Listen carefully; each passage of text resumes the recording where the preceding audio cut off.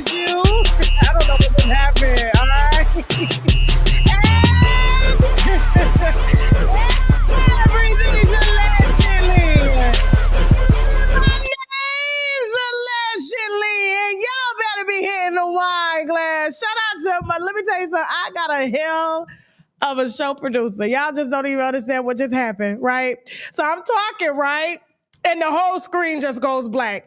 It knocks me out of the studio and everything. So I'm literally still hosting because the mic is on. And as it was like, drink responsibly and stuff, boom, I pop right back up. She just does magic. Shout out to Jazzy Faye Productions on my Nizzo, okay? What's going on, y'all? Happy Tuesday. I told y'all we was going to be down here watching the verdict. You know what I'm saying? It's already the shenanigans have been going down there at the courthouse and everything like that. I ain't got no money to be down there, okay? I ain't got it. I ain't got the time. I got a 6-year-old and an 18-year-old that's still trying to figure out life. I'm trying to figure out my life, okay? And it's just comfortable right here from the house, okay? But we do have some awesome, very well-experienced people, okay, that have been down at the courthouse every single day. They have lost sleep. They have been reporting news back to us and the world for the last 7 weeks that this trial has taken place. And so we decided to bring their asses on up here. How about that? Okay. And then we got some confirmed celebrity guests too that are going to be joining us along with you guys. So not only are we going to allow our celebrity guests to come in and give their 2 cents, as well as lawyers and legal analysts and reporters and things like that during this hour, you guys will be able to join as well too. And Jasmine will be dropping the link down occasionally throughout the show, okay? And so, listen, before we get started, you guys know we definitely have to show some love to the sponsors. This is all about Diddy for the next couple of hours, okay? Did he do it or did he not? Can't nobody take my pride. Can't nobody hold me down. Oh, no, I got to keep on moving. I know that's what he's singing in his cell. I know that's what he's singing. He got to be. I'm telling you, because it's going down right now. But listen, we're going to go ahead and shout out our sponsors. All right, we're going to let you know what's coming up on TashaKLive.com, as well as the sponsors that are sponsoring the show. And then after the break, we'll go ahead and bring our legal lawyers as well as legal analysts in to give us some insight at what's going down right now at the courthouse. Okay, so stay tuned. We got some sponsors we need to brag about, which means boldly raise a glass too. We'll be right back. Let's go. Without you. I don't know where you'd be either.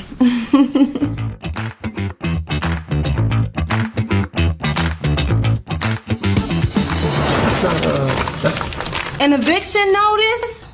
What the hell? okay, so I'm the source of all of our problems or something? I've been here less than 5 minutes and problem. Where's Malcolm? Malcolm, where's my money? I have noticed you're behind on the rent. Is there anything I can do to lighten the load? Lighten the load? I'm calling to let you know that you are out of line. Check your Cash App. What? You're not gonna do it, are you? Tanya. Not the time for jokes, Keith. Malcolm, I need my money. I'm not a TV bitch. I'm a bitch that's on TV. You understand what I'm saying? Yeah. I'm not one of these TV bitches. TV bitches like, no, bitch, I will rag you off camera. I don't even want the TV moment. I really want you to know what time I'm on. Because if I don't get I'm sorry, I'm going to stomp it out.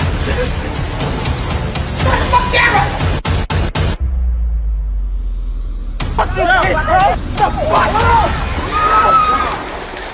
They almost took me down. They was too heavy.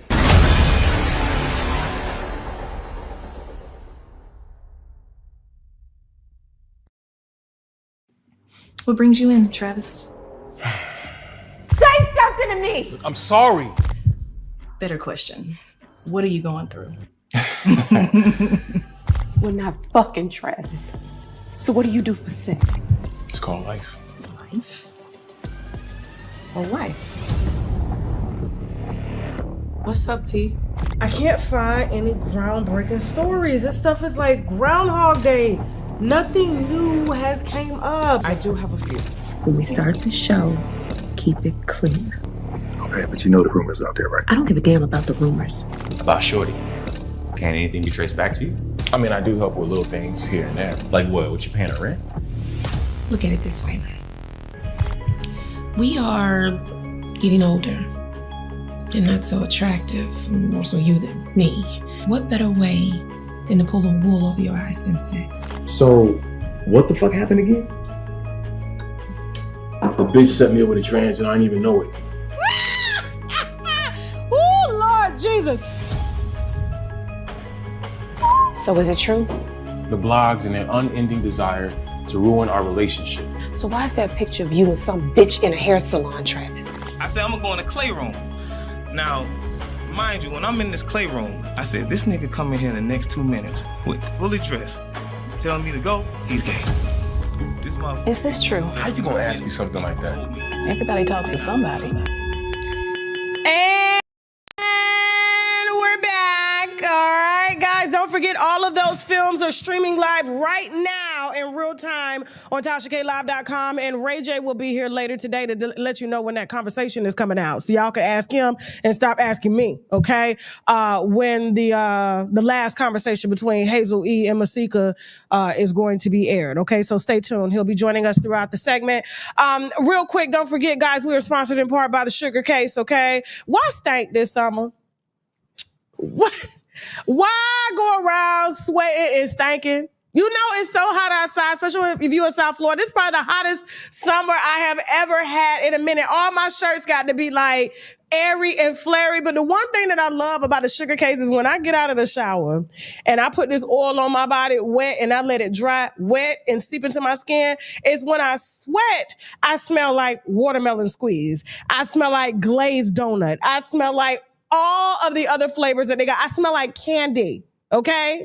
And I'm telling you, these are organic oils made by a Black woman. I don't know what the hell she put in these oils, but all I'm gonna tell you is it's thick, it's nice, and keep you glistening, the body on oil, and then you don't be stinking.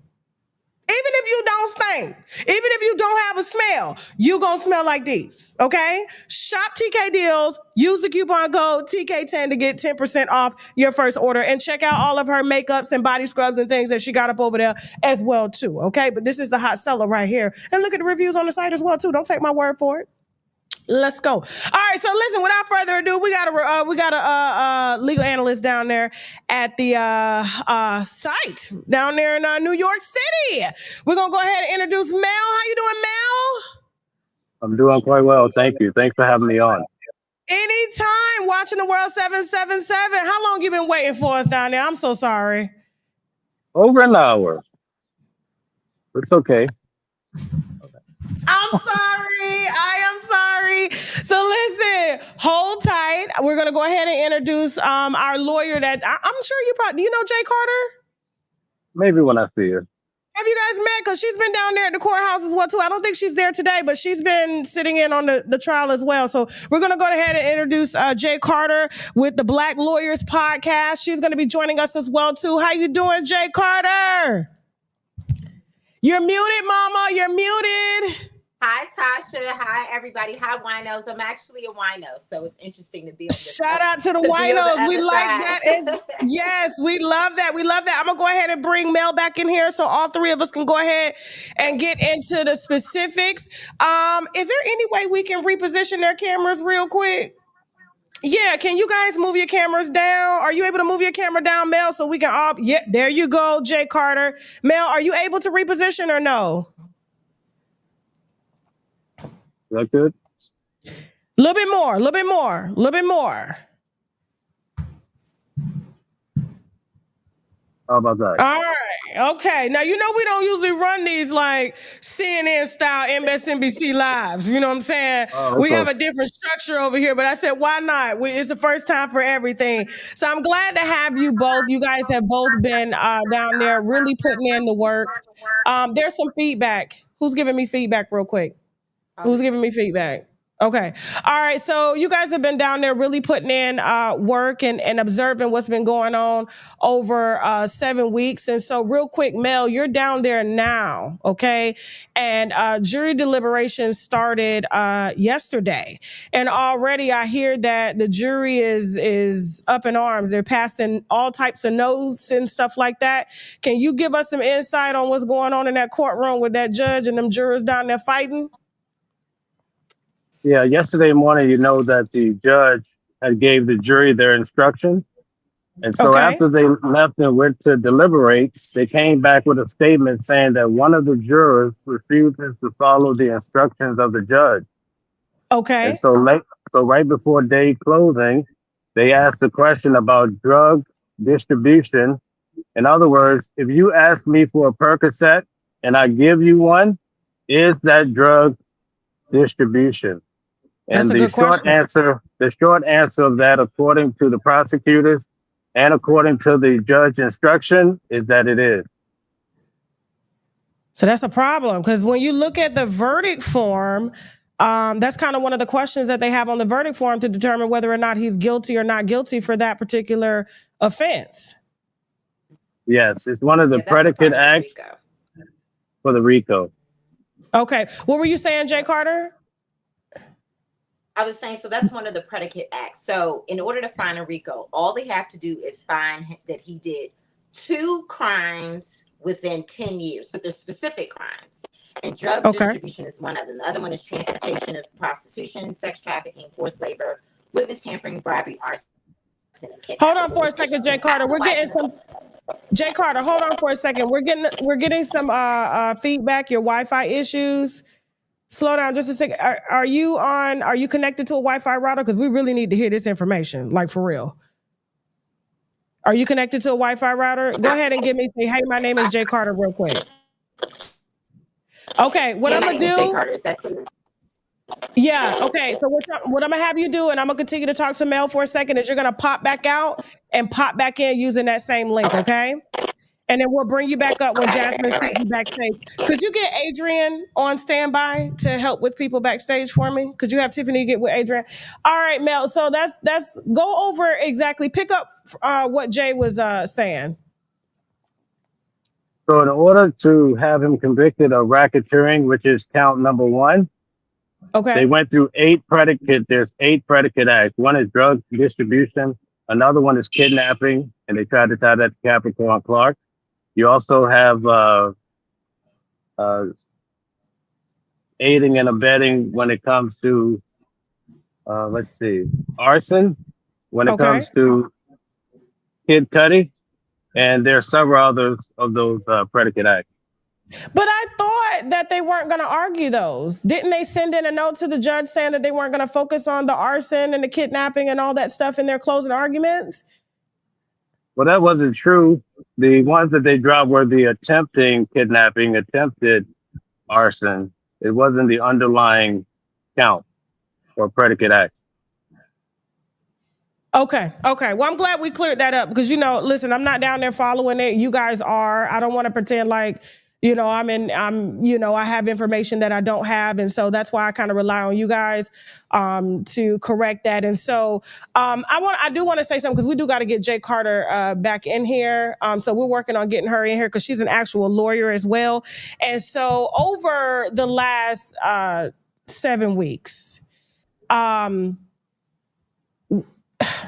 guess with the jury deliberating, in your opinion, short and sweet, how do you think it's going to go? Because I don't think it's going the way that the prosecution is hoping that it would go because we're already in day 2 and they're still having issues with the jury, which in my opinion is a good sign.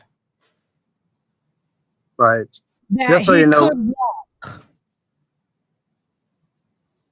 That is a possibility. I think at best you might have a hung jury, but as far as having everybody come back saying he's not guilty, I think it's a shot in the dark.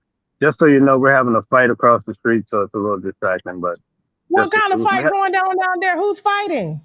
Oh, they're fighting every day over line issues and everything else. So just so you know, that's what's distracting.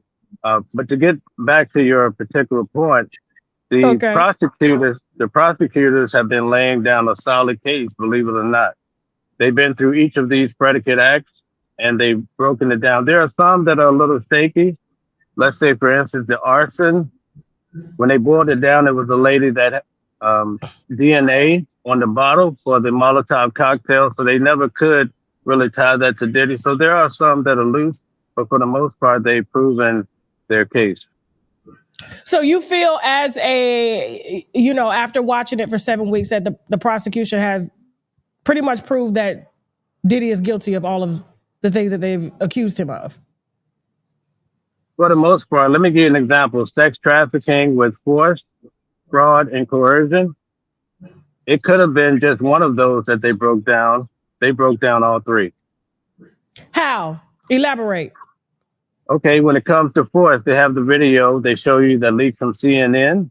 They show you that Diddy is showing force. Cassie took the stand. I saw her personally. She talked about how that day she was involved in a freak off. Diddy punched her in the eye. He went to use the bathroom. She made a run for it down the hall. Then you see her in the video. Diddy comes down the hall behind her, and he's starting to drag her back. If that's not force, then what do you call force? Okay, fraud is this one, and I think it's going to affect all men in America. Diddy would promise Jane Doe that if she flies to Miami where he would wine and dine her really sweet. And so she's saying on her airplane ride through Wi-Fi, she's saying, well, I don't want to have a freak off with these strange men. Simultaneously, the Fed shows a chart and they have documented everything. And when I tell you they document everything, they do. They show simultaneously Diddy has ordered a sex worker when he's telling her, I'm not going to do this to you. And he's ordering this sex worker. She gets to Miami and he throws her. They call this.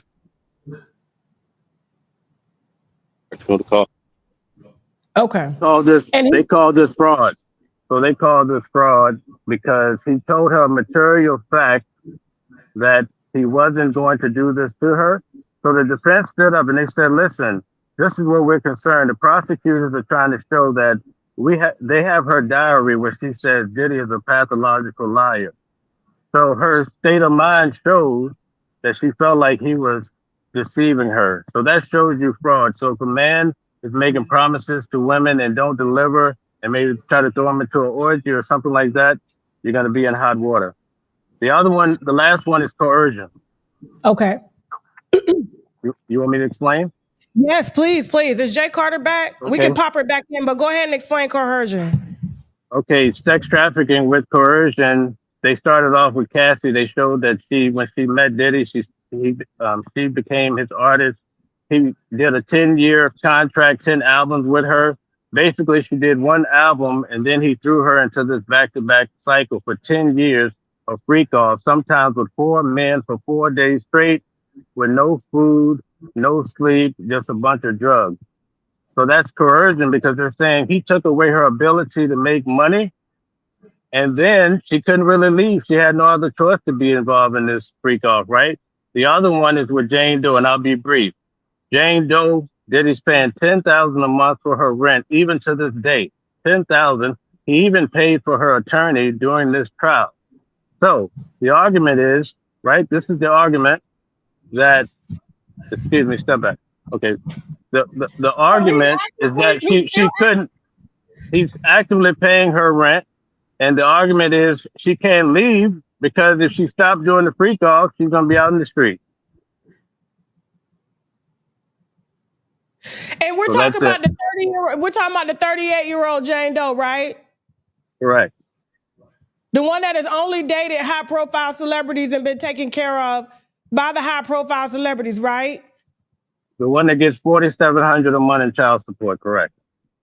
And so between Diddy and her baby father, she get about $15,000 a month, right? Yes. To sell pussy, right? In okay. Short, Jay Carter, that ain't got nothing to do with you, Mel. I'm just. That's just my. You got real quiet on that one. Mel was like, listen. So guys, I'm out here on the street and people are walking up on me. So just so you know. Well, tell them you live with Tasha K. Let them know. Jay Carter, welcome back. How you doing? Yeah, I'm great. Okay. I think Mel did a great job kind of breaking down why they can get to their charges, but here is why it can go left. And I think some of your winos have already said it. At the end of the day, you have to get 12, not 1, not 2, not 3, not 6, not 11, 12 people to all agree. And so Mel is in there listening to all the legal analysis. He seems to be very reasonable. But I'm going to be honest with you. Sitting in there, looking at the jury, even being around the people in the overflow room, they're not buying it. They are not buying a lot of the way that their expressions are, the way they react, the way they look in the audience. There is reasonable doubt. And so while Mel is correct, I think he did a beautiful job analyzing how you get to RICO, how you get to the violation of the Mann Act, which is the transportation to engage prostitution, how you get to sex trafficking, right? Those are the three main charges. If a juror who is not necessarily as reasonable, I don't think any of them have a legal background. These are common people deciding this. So if we don't get all 12, Mel can be absolutely right in all of his analysis, but if they don't see it that way, you're gonna get what they call a hung jury. The other thing I wanted to mention, but he opened up saying that he feels like it's going to be a hung jury because of all the issues that's going on now with the jury. I don't think that they're going to come out unanimously. I just don't. Right, and if they do, I don't know if Mel agrees, but if they do come out unanimous on anything, it may be the violation of the Mann Act, which is the transportation to engage in prostitution. That's the only place where I feel like the prosecution kind of had a slam dunk because they showed all the text matching the credit card receipts, showing sometimes Cone Enterprises paying for the planes for the prostitutes to be flown in. That's where it's almost like, okay, there's somewhat of a slam dunk there, but you still got to get all 12 to agree. I also want to say about them fighting in the jury room. So just a little intel on juror number 25. Okay, so he is a 51-year-old gay white, so gay and white, PhD in molecular biology who studied veterinary science. That's the one that was causing issues yesterday. That's the one that they said was not following the instructions. Now, we don't know if he's not following the instructions to favor the prosecution or the defense, but that was one of the complaints. He was not following the instructions. So I'm like, if you already have someone not following the instructions, that's the hung jury right there. If he doesn't cooperate on all, 5 of these charges, 2 each being for Cassie, 2 for Jane Doe, and 1 being the RICO. If he doesn't cooperate, you're going to get a mistrial based on that. So, and is it true that they started having issues within 2 hours after deliberations? So it happened that fast? Yeah, it happened right away. You want me to tell you? Want me to just tell you real quick what I think happened? Okay, so basically, it looked like there was a dispute as far as whether giving drugs to someone, right? So it seems like 11 people thought, according to the judge's instruction, that this is what had occurred, but he said it was not. He said that he's not guilty. Basically, that's where it's heading. So he said that. Well, that's what they're thinking in the background. Okay. All right. So let's take it back a little bit because surprisingly enough, people are calling Diddy crazy for not having a single witness defend him. He's not taking the stand. He didn't want to take the stand, and they felt like the federal government targeted him, which, I mean, it's clear what happened. They weren't coming after him before the Cassie lawsuit. It happened directly after the Cassie lawsuit. And they built this case based off of Cassie's allegations. And so she is the main witness. It was supposed to be Jane Doe 3, which we, heard from. 50 Cent baby mama. And Gina was supposed to be victim 2 or victim 3, one of the two. I can't remember.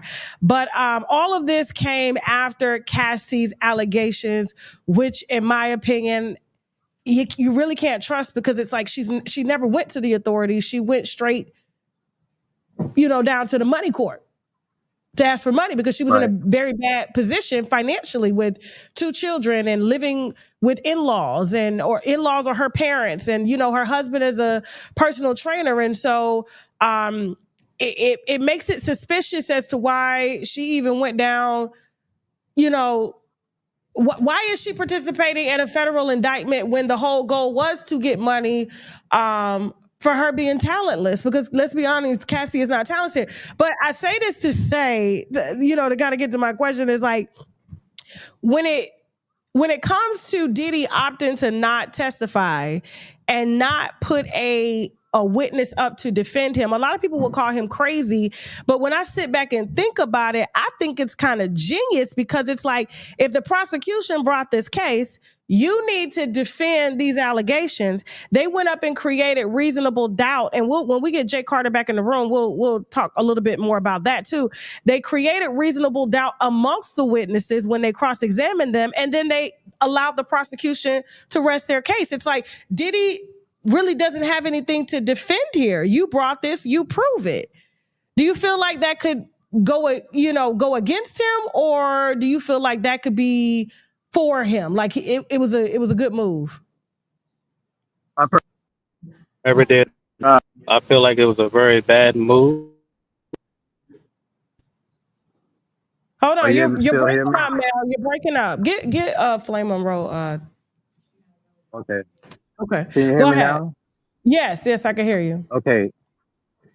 I feel like it was a very bad move, because I feel like if the case does not work out in his behalf, everybody's going to say, why didn't you bring in an expert witness? Why didn't you bring in various people to substantiate that he's really a solid guy? So I think it was a bad idea, but the defense, I think they feel like it shows that they're confident that the prosecutors did not prove their case. Because why defend something if you didn't do it? And, right, exactly. It leads the way, like, you open the door to certain conversations. So if you bring somebody down there to testify on your behalf, the prosecution can cross-examine them, and then it creates more doubt, and then it opens the door to other things that they could possibly add, maybe add more charges or more witness tampering, things like that. Right, exactly. Okay. Is Jay back? Okay, all right. So we get in Jay go. We need our lawyer back up here. So day 2 down there. What's going on, Mel? So basically, we're waiting on verdict watch, and so everybody's basically, including the family, is sitting in the main courtroom. We also have people in 2 overflow rooms, but we're waiting for the final verdict to come. But again, today there were some questions asked from the jury. Right now, they're just at the point of the first 2 witnesses. They asked a question about Daniel Phillips, who was the sex worker that I talked about the last time I was on your channel. They wanted to know or see the transcripts about what occurred with him and Cassie at the Essex Hotel in New York. They also want to see the transcripts of Cassie at the Intercontinental Hotel with Diddy to see what she had to say about it. Oh, okay. So they're having some questions about the testimony that was given. Correct. That's kind of, I'm gonna be honest with you. It sounds like Diddy got a future somewhere, because it's creating doubt. And Jay Carter, before you left, you were talking about that doubt that was happening amongst the jury, even amongst the people that was watching. Mel, I'm gonna just pass the mic to her for a second. So just hold right there. Let us know when you gotta go, Mel, because I know you outside the courtroom, okay? So let me know when you gotta go and come back. Okay, no problem. Thank you. All right, cool. Go ahead, Jay. Get up on air. Now, as you were saying. Yeah, I was saying that, again, I mean, I'll be honest with you. Even in the overflow room, I couldn't find out one pro-prosecution person. Like any and everybody I met, and again, these are just everyday people attending. So I'm just saying, if the overflow room is any indication of what the jury looks like, right? Because you are being judged by your peers, and his peers were also in the overflow room. I just couldn't get anybody. No one said that what he did to Cassie was right. Nobody's ever going to say, oh, what he did was right. I think everybody has established that that was wrong. But it was domestic violence. It was domestic violence. Exactly. But they keep saying, why make this a federal case when it's really a state case? That's what I kept hearing. That regardless of what he did, you shouldn't force this. It's almost like forcing a square into a peg. They took essentially Cassie's civil lawsuit and tried to figure out a way to make it a a federal lawsuit, essentially. Because think about it, if Cassie's lawsuit did not come out, there would have been no groundwork for the federal lawsuit. And this is why you have people that are scared, like Tyler Perry, even Jay-Z knew criminal charges could come. Like, civil is just about money. That's why Diddy was still Diddy bopping and still doing freak offs up until his arrest, because civil is just money. And at the end of the day, his insurance company paid Cassie. Okay, Diddy didn't give Cassie anybody. His insurance company paid her, right? What's the name of his insurance company? What's the name of his insurance company? I need to know. But I think he at this point has exhausted it, and I think at this point this is why it's interesting that people are still. And I'm not saying don't sue, but don't expect to get the money that you putting down in that complaint, because at some point, if you're smart, you know, you're like, oh, I'm not going to just sue him. He's going to run out of money. I'm going to sue his businesses, Bad Boy Enterprise. That's why when you see the civil lawsuit, it's such a long list of names, because you're trying to go after who really has the money. And the business has this. That's how much Diddy has the money. The business has the money. So when all these civil lawsuits come in against Diddy and Tyler and Jay-Z and just the list goes on and on, they're really going after the business. But what does that do? It gives the green light to the federal prosecutors to say, this involved a business. Could this be a RICO? Could this be a RICO? Because remember, the reason why this case is even in federal court is because it involves a RICO. It involves a federal statute, right? So my thing is, if you don't present any evidence, so let's just say Diddy did everything. Okay. He did the kidnapping. He did the arson. He did the bribery, just the whole list. Let's just say he did it all. That is not a RICO. Why is it not a RICO? Because that's just him personally doing things. You have to show how it was an enterprise that participated with him, other individuals participating. And I know Mel can speak to this. Every single time the prosecutor would make the RICO point, they would put up a little chart. It would have a headshot of Diddy, a headshot of KK, Christina Korn, his chief of staff, and like bodyguards and other people. They always wanted to make the point that this was not just Diddy, that this was other people working with him. Sometimes I think they drove the argument home. Sometimes it was weaker. And where it was weaker, it's not a RICO. Again, if Diddy did all this stuff, it doesn't matter. That means it's a state crime. It's not a federal crime. It should not be in this courthouse. It's only when he participated with others. What was something else I was going to mention? Oh, but just a little side note. Okay, so Diddy was looking good the other day. He had on all white. All white. I can't even spin my chair with you. On my with Tasha K. He had on all like the white people down there, the long crime. He was and then here we go. Them sex workers was looking good though. Well, he wore the other day an all white outfit. He was looking very godly, matching his white hair, because he can't dye his hair. Yeah. And he was just sitting back. So every time they would do something he didn't like, say something he didn't like, or if they played that tape so much. I'm gonna get to the tape in a second. They played that tape over and over again with Cassie, right? So every time they would do something he didn't like, he would just kind of push away from the table, cross his little legs. He would look away. Even checked his reaction of his kids. Like, his kids were like right behind him. And I know some people say, well, why bring your children into this? You're actually more likely to get convicted statistically if your family is not there.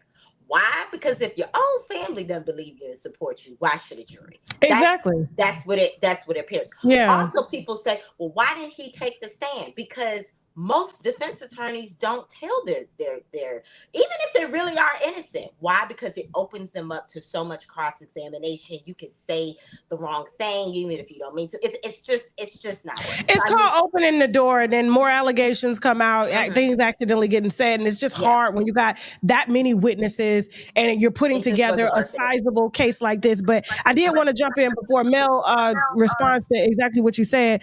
When a federal prosecutor is looking at a case, and a broke federal prosecutor at that, is looking at a case, Diddy's empire is worth $400 million. And so for them to be asking for assets to be seized, even assets that have been transferred, pre-transferred, dating back to a certain date, it just, I couldn't help but think the other night when I was putting together the lineup for this show is that you don't see them going after big drug dealers no more. You remember how it used to be like drug dealer after drug dealer after drug dealer?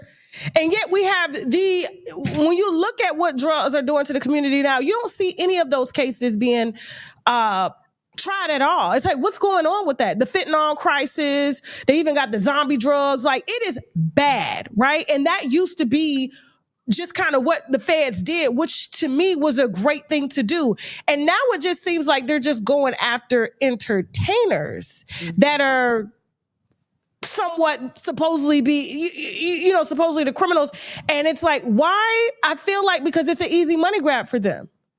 $400 million is going to be transferred to the Justice Department, and they're going to put that into retirement funds for, federal agents and, into manicuring the lawn and into protecting sources and witness protection and things like that. And so it's like, why go chase, why go across the border to chase China and chase the fentanyl when we got it right here at home? And I think it's I don't know.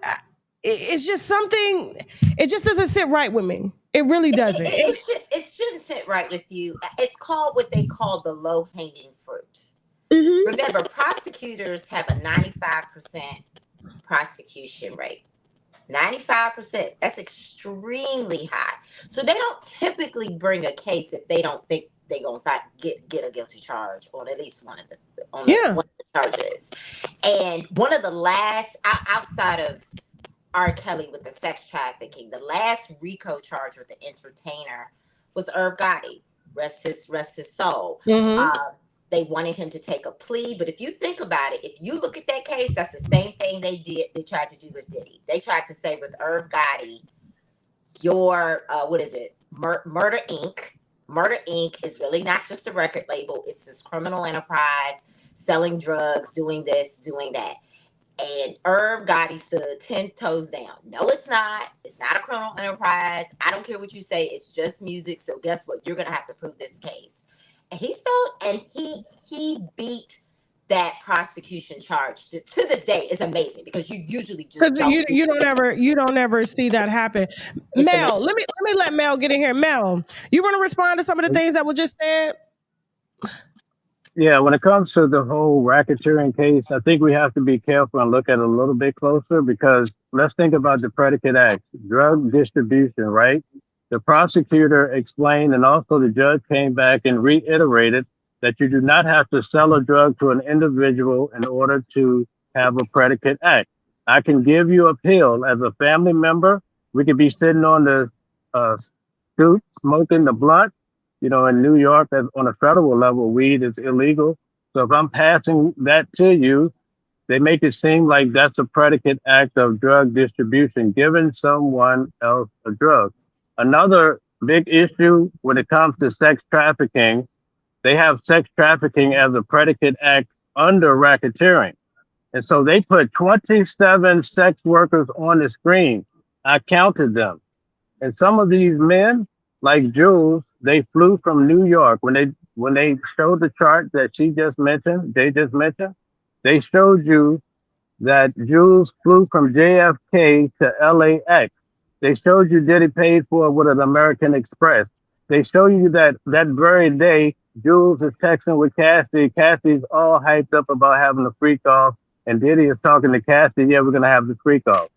So that's a real problem because when Jules came to town, Diddy's leader of the enterprise, Christina Coram, she's the one that arranged for the sex worker to leave the airport and come to the hotel. So now you have the person that's running Combs Enterprises also putting her tentacles or her hands into the hands of a freak off. That's a real problem.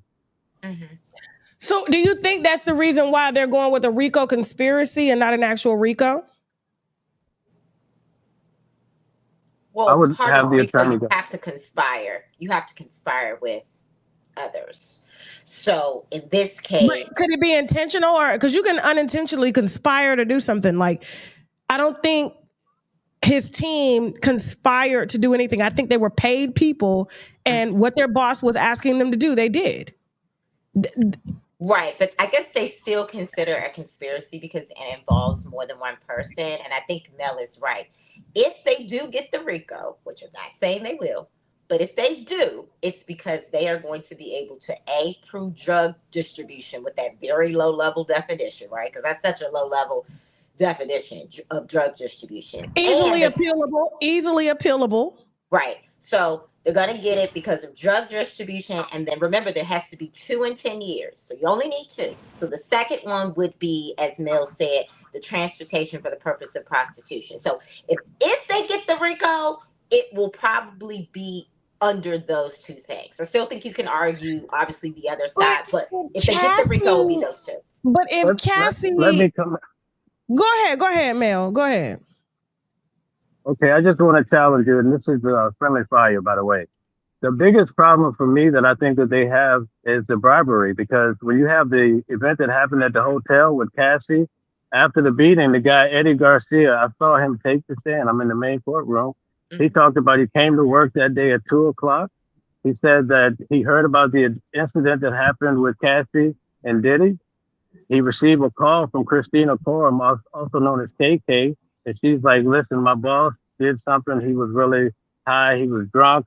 He wants to see the video to see what occurred, right? He says, listen, no, I'm not going to do that because it's against the rules of the company, Intercontinental Hotel.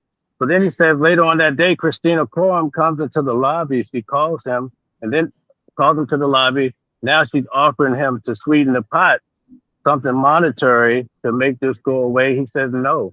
He writes an email to his managers. Now Diddy calls him and says, listen, I want to make this go away. What can we do? So Eddie Garcia went and told his manager. His manager says, tell Diddy for $50,000 we can make this go away. And guess what? Shout out to Eddie Garcia. Go ahead, because it was a lot more than what the Intercontinental Hotel was paying him. And this is probably the reason why they had to pay Cassie additional $10 million. But let me just get back to the story real quick. So Eddie Garcia proceeded to go and meet with Diddy, and they brought him the original of the video. They made the video go away. Diddy gave them $100,000. And you know what Diddy called Eddie Garcia? He called him Eddie, my angel. So that's where he got his nickname from. So basically, you have someone paying for a video to go away. They call that bribery. The defense said it's just him trying to control the narrative. He didn't want this bad publicity to get out, so he gave them money. But according to what the judge instructions are, that may not fly. And what were the judge instructions? Well, they broke it down. The list of things that you have to prove for the RICO. So bribery is one of the so remember, there are only 2 crimes within 10 years. So they go through each one. With bribery, if you want to go with the prosecution's argument that, hey, they weren't paying for bad press, then you would say that's bribery. If you want to go for the defense is saying, oh, that wasn't a bribe. That was just, he just didn't want bad press. He wasn't trying to prevent himself from being charged for a crime. And here's the thing. It was a state crime. It wasn't a federal crime. Well, so for a RICO, if you commit even 2 state crimes, so kidnapping is well, they got a 3-strike law or some shit? Well, no. So the way they enforce the RICO, at least in this context, is even if it's a state crime, if there are at least 2 crimes, and again, they give you the list of crimes. So it's not every single crime in the world, but there are a list of crimes that they say if you do at least 2 in a criminal enterprise, meaning not just you and other people, in 10 years, they're going to consider that a RICO. Bribery, even though I know you're saying that's a state crime, that is on the list. But what I'm challenging you, Mel, to think about is, as you said, you can argue it either way. If I'm a prosecutor, I don't need people arguing stuff either way. I need slam dunks. To me, the only 2 slam dunks they have, because they're very basic definitions and they don't require a lot of thinking, is drug distribution and the transportation for to engage prostitution. To me, those 2 don't require a lot of thinking. The other things, like kidnapping, arson, bribery, witness tampering, forced labor, sex trafficking, that's a lot of argument back and forth. It's not going to be that many arguments over drug distribution. So you think that he about to get a RICO? I feel like if they can get all 12 to agree on just those two that I just said, yes, that will be a RICO. But again, you gotta get all 12 to agree, because what if one person says, I'm sorry, them having free calls and exchanging drugs and buying drugs while they're having these free calls, And I don't consider that drug distribution. Some people just may not consider it. I'm gonna let you respond, Mel, but I think, and this is where the public come in, because I'm just a public person, and I've dealt with a lot of entertainers and people that are in that entertainment and that fast lifestyle, that as that juror that was acting up, the 51-year-old gay white man. Number 25. And so if we're just going to say hypothetically, we know how gay men get down, okay? We know that they like to party, okay? And so in those parties, people show up to party. And you cannot tell me as a 51-year-old gay white man that he hasn't been to a few parties that involve the sliding of drugs and the sliding of penises in different people, okay? And then maybe somebody gets too high, maybe somebody says no, but like if everybody is high and drunk and you came here consensual, nobody is taking anything from you. So that's what makes me think that I don't feel like everybody's going to be on the same page, because if there is one person and he kind of fits the profile, he's 51, he's gay, he's a white male, he was born during those times, during the 80s, you know what I'm saying, when that shit was going down, and he's a professor, right? So which means there's a lifestyle. He lives very diligent by the day, and at night, that motherfucker is spinning. You understand what I'm saying? I know the profile. I probably would have made a good detective. You know what I'm saying? So that's probably why he in there like, no. He's in there like, He's probably like, no, this instruction doesn't make sense. And he may not admit it out loud to them. Well, maybe he will. He may have said, well, I've passed the Molly. I've passed this in a party. Am I guilty of drug distribution? Like, he may be saying that. And there could be some other jurors saying, yeah, he's right. Like, if I ever passed the joint, so now all of a sudden it's the drug distribution. Even women getting on planes, just want to briefly talk about sex trafficking. A lot of women are concerned now, if they're getting flown out by these entertainers and athletes and stuff, that they can get caught up in a sex trafficking trial. Like at some point we got to draw a line with consent versus not consent. I do like how Mel broke down one example of how Jane was mid-air, making it clear that just coming to have a good time and have fun in New York with you. Nope, no free calls, right? And he's like, oh yeah, no free calls, don't worry. And then she's midway in the air, he changes it. Oh, I'ma still need you to. But she could have midway turned her ass back around. She could have. At 35 years old. But I think Mel gave that example because one of the things that's interesting about the sex trafficking charge is they said you do not have to find, so they make this clear to the jury, you do not have to find every instance of the freak off to be sex trafficking. So let's just say Jane, who we know who she is, had 100 freak offs with Diddy, okay? Let's say 99 were consensual. And let's say the 100th one was not. They're saying that's enough to find him guilty of sex trafficking. Which I know, it's ridiculous. I know. But the prosecutor made sure she put that in there. You know why? Because jurors were probably thinking, she's up here talking about the man is still paying her rent. She's signing love contracts. She paying the lawyer. What? All this is so consensual. In fact, what I will say, if any testimony hurt the prosecution's case, it was Jane Doe. They should have kept her out. I'm going to be honest with you. They should have just stuck with Cassie. Gina was on the run. But I wouldn't even brought Jane Doe. They found Gina down there at the Whole Foods. I saw 10 minutes. Now, how did they conveniently find her after the trial was over? That's what I'm trying to figure. Gina was at Diddy house, the one that's up for sale. She was staying there. Yeah, Gina wasn't finna do this. Gina wasn't gonna do this. The only reason, and I'm gonna talk to you about Gina in just a second, because everybody's been trying to interview me in terms of Gina, and I've been taking my precious little time because I'm like, why would I give you my content? I talked to Gina. Gina good. Mel, do you want to respond to this? And then we're gonna take a call from one of the viewers that may have a question for you two, or just may want to give comment on it. Do you guys think in the comments, did he do it? Did he not do it? If you were a juror, what are you voting? This is a live verdict watch. Go ahead, Mel, respond.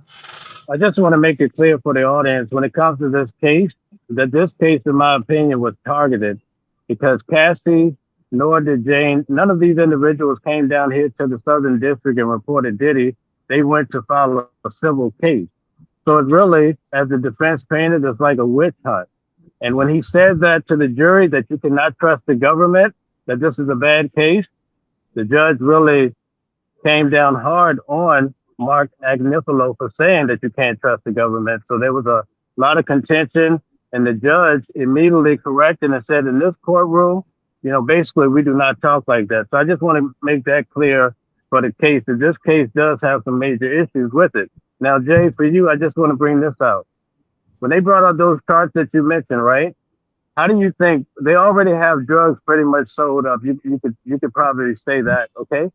They also have 27 sex workers, which multiple of those were flying around. But what do you say when you actually see the documentation and the charges are transportation of interstate across state lines for the purpose of prostitution? How do you explain when Daniel Phillips says he was paid $3,000 to $4,000? The Punisher said he was paid $800, $1,200, or $2,000 on several occasions. And the Punisher couldn't come. So he couldn't ejaculate. So his fee was lower. If you produce semen, that's $4,000 to $5,000. Right, they paid him based on performance, Mel, but it doesn't matter. Even if it was $1. Go ahead, Mel. I'm sorry, Mel. If they were paid, it's all right. If they were paid, you're saying there were different amounts, but to Tasha's point, it was based on performance. But go ahead. It was based on performance. I spoke to 2 of the male workers. We're gonna talk to one later today. We got him loaded up for around 4, 5 o'clock. One of the male sex workers, okay? He was actually subpoenaed by the grand jury. He's going to be joining our live here shortly as well. And we got Ray J and a few others, okay? But here's the... go ahead, Mel. Go ahead. Damn it. I just had to jump in there because that's why he got paid $800. So when I first came on, I was distracted because people out here walking up to me. Now it's pouring raining, guys. So I only have a limited amount of time. I'm so sorry. Yes, please. Yes. So Jay, what I want to say to you, as a lawyer, how would you explain when they have the documentation that if it's across state lines, he flew someone from JFK to LAX? How do you explain that? So, I mean, you're explaining it. So currently right now, I'm a law professor. So I'm not practicing. I teach. So this is how I break down the law to my students. The minute you get on a plane, you are in interstate commerce. Tasha, not only did they say this, I thought this was interesting. They also said it was interstate commerce because the baby oil had to go through interstate commerce. The Astroglide had to go through interstate commerce. The telephone communications went across state lines. So when they say interstate, it wasn't just the prostitutes going across state lines. It was the products and communications across state lines that makes that the violation of what Mel talked about, which is the Mann Act, which is you cannot engage to transport. Same thing. R. Kelly locked up under rat now, and he should fucking stay there. Listen, because he was dealing with children. So that's just my opinion. Go ahead, Mel. That's a predicate act. So there you go. You have 3, so that's 4 already that they could choose from that I've broken down on this. But remember, I still remember they break the charges. Really, it's technically 5 counts. So let's just review really quickly because I know Mel is getting ready to jump off. We got count 1, which is the Rico, right? Then we have count 2 and 3. 2 is sex trafficking as it relates to Cassie, and then transportation of prostitutes as it relates to Cassie. And then count 4 and 5 is sex trafficking as it relates to Jane, transportation of prostitution as it relates to Jane. As I mentioned before, I don't think Jane is a very good witness. I actually do. I don't really find they're going to find him really guilty of anything as it relates to Jane. And if they do, maybe the transportation of prostitution. So I think, again, if they're going to get him on anything, it's going to be 2 of the lesser charges on Rico and potentially sex trafficking on Cassie, because what they're going to say is that the 2016 Intercontinental video is one example of where she was literally forced to come back. She was forced to come back to a freak off that she didn't want to participate in. They're going to say on video, here's an example. Also, really quickly, as it relates to the videos actually, Tasha, believe it or not, had the opposite effect that I think the prosecution wanted to have. Yes. How so? So originally the prosecutors were like, oh, let's just play. So I was actually there a couple of days where they were playing the videos and we just had to sit there in silence because we couldn't see it. They turned the screens and they put on earbuds, but you could just tell by the facial expressions of the witnesses what they were watching, right? So what's interesting is in the beginning, the prosecutors said, oh no, let's just play these couple of seconds here. Let's just show that. And the defense was like, oh no, if we're going to show the video, let's show the video. They want to show long clips because they wanted to show how consensual it was. Because if I show you something and it looks consensual, there's no crime. Versus if I show you just a little bitty clip, it could have been consensual, could have not been consensual. So the defense wanted to make sure that the jurors saw as much as the freak off tape as possible because they really wanted to show that these people were not being held against their will, that they were having fun, that it was consensual. So it actually kind of had the opposite effect. Also, what kind of started to have the opposite effect was the 2016 video. I think when they first played it, it had this boom effect and everybody was like, oh my God, Diddy is such a terrible person, blah, blah, blah, blah, blah. But you know, people get desensitized. The more you play something over and over and over again, it actually desensitizes. And I think the jury, after a while, may have been like, okay, we've seen this 100 times. Like, this was a domestic violence situation. You want to convince us that this should be a part of the federal charge, fine. But again, I don't think it did what they wanted it to do. Interesting enough. So, do you want to respond, Mel? We're going to take a question from the viewer. How much longer we got with you, Mel? Because you know I wanted to keep you, but I know it's raining. It stopped raining, so I could stay on a few more minutes. Okay. So 10 minutes. How about 10 minutes? 10 minutes, and then we got one of Diddy's actual male sex workers that's going to be coming to join the live here, to join us here shortly. Okay, but go ahead, Mel. You talked about how the defense wanted to show the video to show that the ladies consented. And I noticed that day they showed 3 clips and some of them are like 17 minutes, right? And I agree with you. But they also showed those videos. Do you want to know why? Because they showed that Jules was hired to fly from New York to LA and he did the do.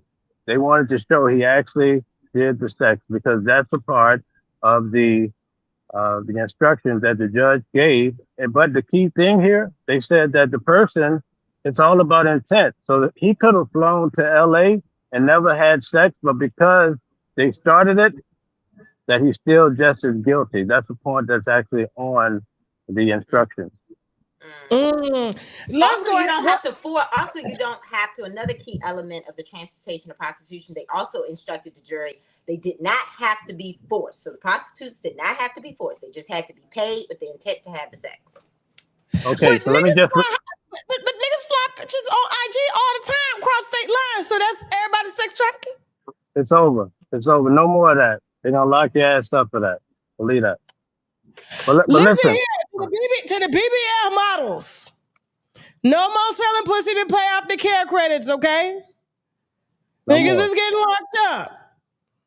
Go ahead, Mel. We're gonna go ahead and get a caller loaded up. She got a question or a comment. Guys, if you want to call in and give your perspective, thoughts on what's going on, or ask either one of these, Jay Carter or Mel, a question, because they've been following this case very adamantly throughout the 7 weeks of the trial. Please hit the link. It is in the description box as well as in the comment section. What's his name? Who's calling? Who? Fatherhood. What is your name? Fatherhood. Fatherhood. Yeah, that's the hood I represent. Fatherhood. Okay, Fatherhood. All right. Where you calling the best from? Hood. Calling from Michigan. Shout out to Michigan. Do you have a question or a comment? I had a couple comments. Okay, let's keep it short. We don't want too much time because okay, but go ahead. Go ahead. I feel like this man should be acquitted. Now, in the court of public opinion, yeah, he did a lot of wrong things, but the DA or USDA was very sloppy. They basically ruined his life. But coming from a social moral standard, wrong, totally wrong, coming from a man. But I think that these were adults. They were consenting to this. And if he is charged and convicted, I think that there should be others, just like Cassie. I mean, she did the same thing. She was right there, getting drugs delivered, ordering prostitutes, traveling state lines. So why is it that only Diddy is being charged when all these people that are so-called witnesses are actually accessories to the bullshit that he was doing? Immunity. They got immunity. Yeah, and that's what I want to hear. When we hear that, then yeah, if that's really true, then he should get off then, because he should just get off. Like I said, his life is ruined. Others are guilty, and we can't judge him in the court of public opinion. It has to be the law, and they were sloppy with it. They're dropping charges in the last week of the trial, and I've never heard of that. So I think if the judge wants to do the right thing, he'll slap him with a big fine, some probation, and let that man go home to his family and his kids. That's it. Okay. And I got to ask you a question, Fatherhood. Have you ever transported anybody for the purposes of sex across state lines? No, not state lines, but city lines. Yeah. I mean, you got to think about it, man. I'm 42 years old, so back in my times, we had cabs. Wasn't no Uber or nothing like that. But I done had a little thing like, shit, get me over there. I got you a cab. I got some drugs over, some weed, a bottle over here. I got some Netflix. See? You can get some McDonald's or Checkers if you want it. Whatever you want, it's all on me. I thought that was sounds like a day. That sounds like a day. You know what you're going to do. Yeah. And these women were grown. I can see if we were sitting up here arguing about children. That's a different, these are grown ass women that could have worked. We just lost Mel for a second. Not only that, but Cassie got whooped up and then went back to her mom, showed her. Her mom takes pictures and sends her back to this guy. What parent did? Come on now. That don't even make sense. Okay. Yes, I get you. I get you. I appreciate you, Mel. Yep. And thank you for keeping it 100. For sure. Yes. All right. You see what I'm talking about? Everybody. He said city lines. That's But hey, I done been flued out. You know, I done been flued out. I done been transported via Greyhound when I ain't had no money, or the dude ain't had no money. They bought a Greyhound ticket. You know what I'm saying? Like, is that against? I think he's echoing what, like you said, these jurors are not lawyers. They're not legal analysts. They're going to be looking at it like, well, what have I done in my past? Can they bring me up on charges? They are going to look at this as, yes, these are the instructions, but in reality, is this what really happened? I know they're not supposed to do that, but truly, the judge can instruct as much as he wants. They are going to do exactly what they want to do in their jury room. And okay, all right. Mel, you want to respond to that? Go ahead. Yeah, this is why so many people, especially Black people, are so upset about this case about Diddy, because a lot of the things that are happening that the government is taking him down with a technical note, it actually, this is what people do every day, like passing a blunt or what have you. They give away drugs. They give it to their girlfriend. You can't give your girlfriend anything. You see what I'm saying? So this is where it gets really complicated. And that's why people feel like there needs to be a rising up against this case. Diddy, the time does not match the crime does not match the time that he would get. Diddy did not have blood on his hand like a lot of these mob bosses that they're trying to make him out to be. Diddy had baby oil and Astroglide on his hands, but not blood. We might as well say, spin it one time, Tasha, spin it one time, guys, spin it. That's right. No blood, just baby oil. Baby oil. We had somebody pop in. We got a question from a viewer. What's the viewer's name? Why? How you doing? Why? Where you calling from? Actually, I'm calling from Salt Lake City, Utah. Tasha? Shout out to Salt Lake. I'm going to get up there one day. No, you don't have to. I promise. Don't make that 7% or 8%. Comment on this. It's okay. Actually, this is the comment that I wanted to make, okay? Okay. Whenever you walk through life, we put things in our basket that we're purchasing based on our actions in life, right? Okay. Let Diddy pay for his groceries. That's all I'm saying. He need to slide and glide his ass up to the register and pay for everything that he has done to these people. Some people were voluntary and some people were victimized. But keep this in mind. A woman in servitude to a man by lust, love, or money, okay, is a victim of her own circumstance. Okay. Now, those professional ass whoopings that he was giving to Cassie, and I promise you, I've seen ass whoopers, and he was a professional. Okay. The only thing it was, he had the wrong audience. Okay. Okay. This man need to pay for everything he did to those people voluntarily, involuntarily, or whatever the case may be. You cannot walk and take your big clumsy feet and step on people in life like this and then walk away with a new pair of shoes. No, it don't work that way. So if he needs to lose all of his riches and fund the federal government, because Lord knows they're going to need the money when that man with that orange cat on his head get through with their ass. They're going to need all of that money and more. Okay? Sad part, we ain't going to get none of it, but that's irrelevant. But what I'm saying is that Diddy need to go ahead and just pay the piper. That's just all it is to it. If God claps, you should dance. God is clapping for us right now. He's telling us that these people cannot continue to squash and step on people because they don't have money. You can't use money to victimize people. You just can't. So let him go up there and pay for them groceries, the eggs and the sausages. Oh, especially the sausages. She said he should pay for the groceries, and I think the feds is asking for him to pay for it and everything. The baby oil, the KY gel, the house, the jet, the boats, the kids going up in there too. Listen, everybody coming. The braids on the little girl's head, they're giving them over to the feds as well too. So yes, thank you so much. I appreciate it. And y'all are asking me, am I Team Diddy? No. But did he do it? Yeah, he did that shit. Don't ask me nothing. Don't ask me nothing. All I know is I got uncles that was whooping my aunties' asses, okay? Ain't none of them did no fair time behind whooping ass. Ain't none of them did that. The only time they did fair time is when they was out selling dope. But doing dope, they never did fair time. They did city jail time, okay? You get caught, you're doing a little drugs, you may be petty offenses, but when they started moving up to the federal offenses with drug trafficking and stuff like that, but I never seen them go to jail for slapping the hell out of one of my aunts and one of my aunts clapping back with a steel iron. I never seen it happen. And I think your sentiment, Tasha, is what...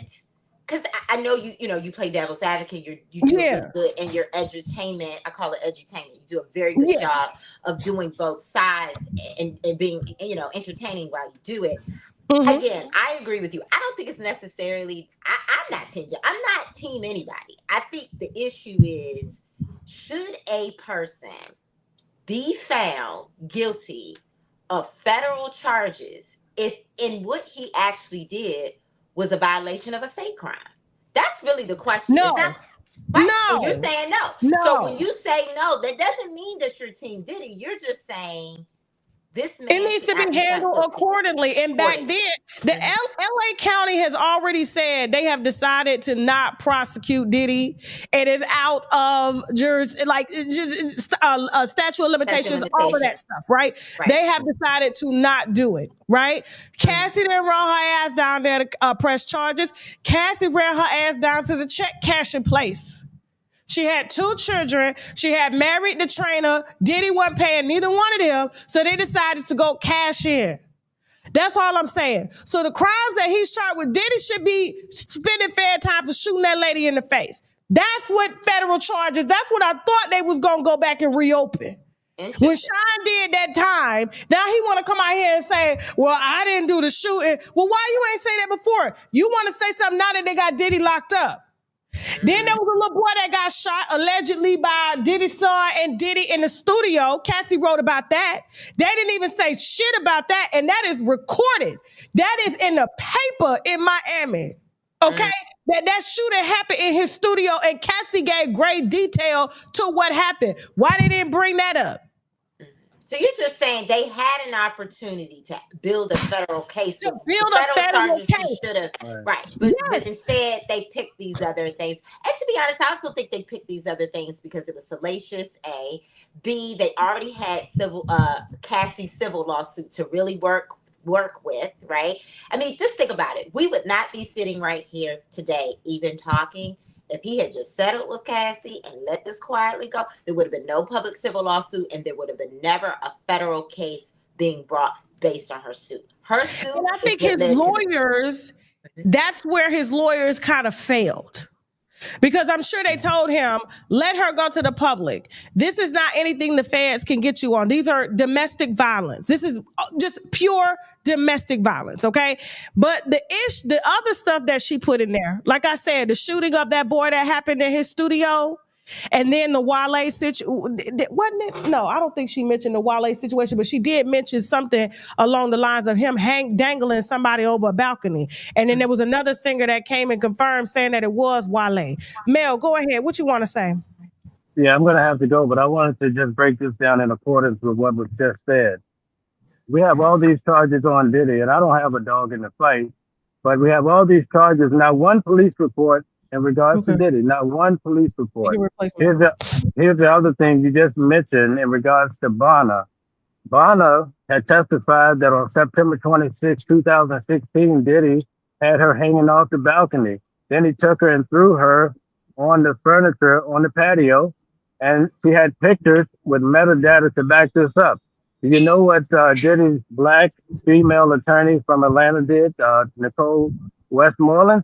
She showed that Diddy was staying at Trump Plaza in New York, wasn't even out in LA at the time. That's just like, if the glove don't fit, you must acquit. It's just that serious. So basically, they were lying on Diddy for this particular occurrence. But not only that, when Deontay Nash, Mia, and Bonner came to the stand, or different people, they say they're still talking to each other and talking to Cassie while they're taking the stand. So how can you have all the witnesses still in cahoots all the way up to and beyond their testimony in court? So I'm just saying that there's something not right about this trial, and I'll stand on that. All right. Well, listen, Mel, we hate to see you go. We know that you've been out here, waiting, and I appreciate that. I hope you can join back in. We will be verdict watching tomorrow as well, too. So we do want you to join us again for that live. And so, guys, I want you to take a second and just thank Mel for, being so patient and coming down and just being so knowledgeable. Again, we hope to have you back tomorrow. So our producers will be in contact with you. Are we on schedule? We good? Anytime you need me. All right. Thank you so much. So real quick, winos, shout out to Twitch, shout out to Facebook, shout out to YouTube. Jay Carter, hold tight. Mel, we're going to go ahead and drop you down. We're going to reset because we do have another commentator that's coming to replace Mel. We also have one of Diddy's male escorts that's going to be joining us here shortly in about maybe 5 minutes or so, maybe 5 or 10 minutes. Okay, so hold tight for that, winos. And he's going to be here. He's an open book, and he's here to answer any questions that you guys may have for him as well. And then we also have Sean Davy Way that's going to be joining us as well, who's done a slew of Surviving Diddy pieces that people just are now getting privy to. I mean, he was covering Surviving Diddy before Cassie even thought about suing Diddy or any of this. Okay. And so I'm glad to have him join us. We're just going to take a short break and then we'll be right back. So Jay Carter, hold back for me. Winos, hold that thought. Make sure you like, share, and subscribe. We'll be right back after the break. We got some sponsors we need to brag about, which means Bolly raise a glass to. Let's go. Loan discharges in bankruptcy. Most people will tell you it's impossible. Even bankruptcy attorneys will tell you that. But guess what? We just got 2 discharged a few weeks ago, and we're going to get a lot more. So if you're struggling with your student loans, you may be able to discharge those through bankruptcy. So you should just give me a call and let's figure it out. He was saying some awful things. You bitch. That coochie is just oozing. You my old lady. In the name of the holy light, I cast you out. Leave this man and never return.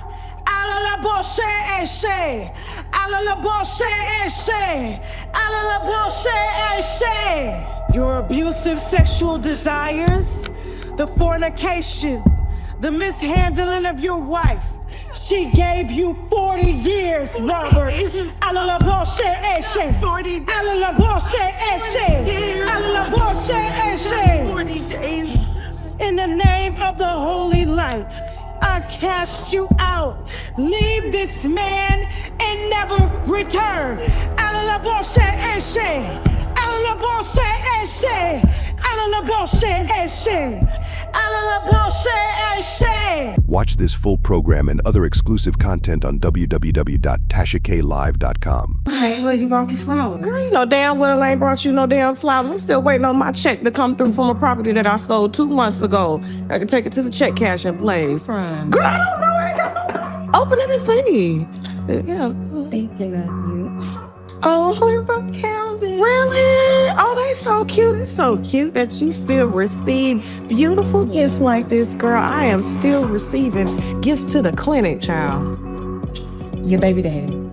What's that's wrong why? with him? No, that's why you still going to the clinic, because your baby daddy. I'm supposed to go to the clinic. That's my baby daddy. That's the problem. There's 2 clinics that I go to. That's why I'm trying to put you on. The abortion and the STD clinic. I stay there. No, Tasha, no. Why? I'm trying to give you a wholesome man. Kelvin's brother. What you know about wholesome? And Calvin's brother, girl, no, I need a to burn me. See, I need him to have an experience with fucking, okay? Listen. Watch this full program and other exclusive content on www.tashaklive.com.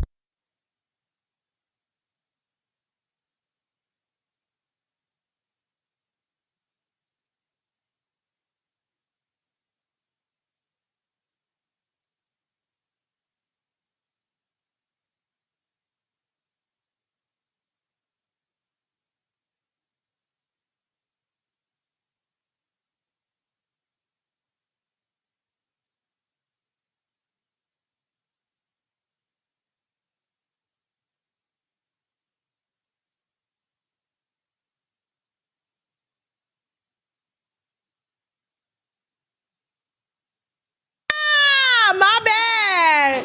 It wasn't Jasmine, it was me. I didn't want a hot mic, y'all. All right, guys. So at least they were reading my lips, okay? All right, so we're back. Thank you guys so much for tuning in for the show. And so before the break, we had Mel, an actual legal analyst down at the court. He's been observing the case for the last 7 weeks, okay?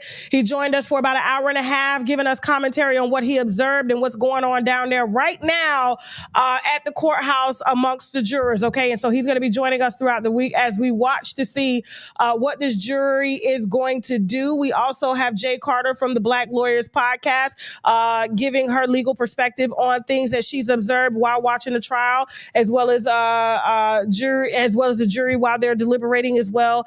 And so I want to thank them both for coming through. We also have Jay Carter is going to be joining us. Mel is not going to be joining us for this second half.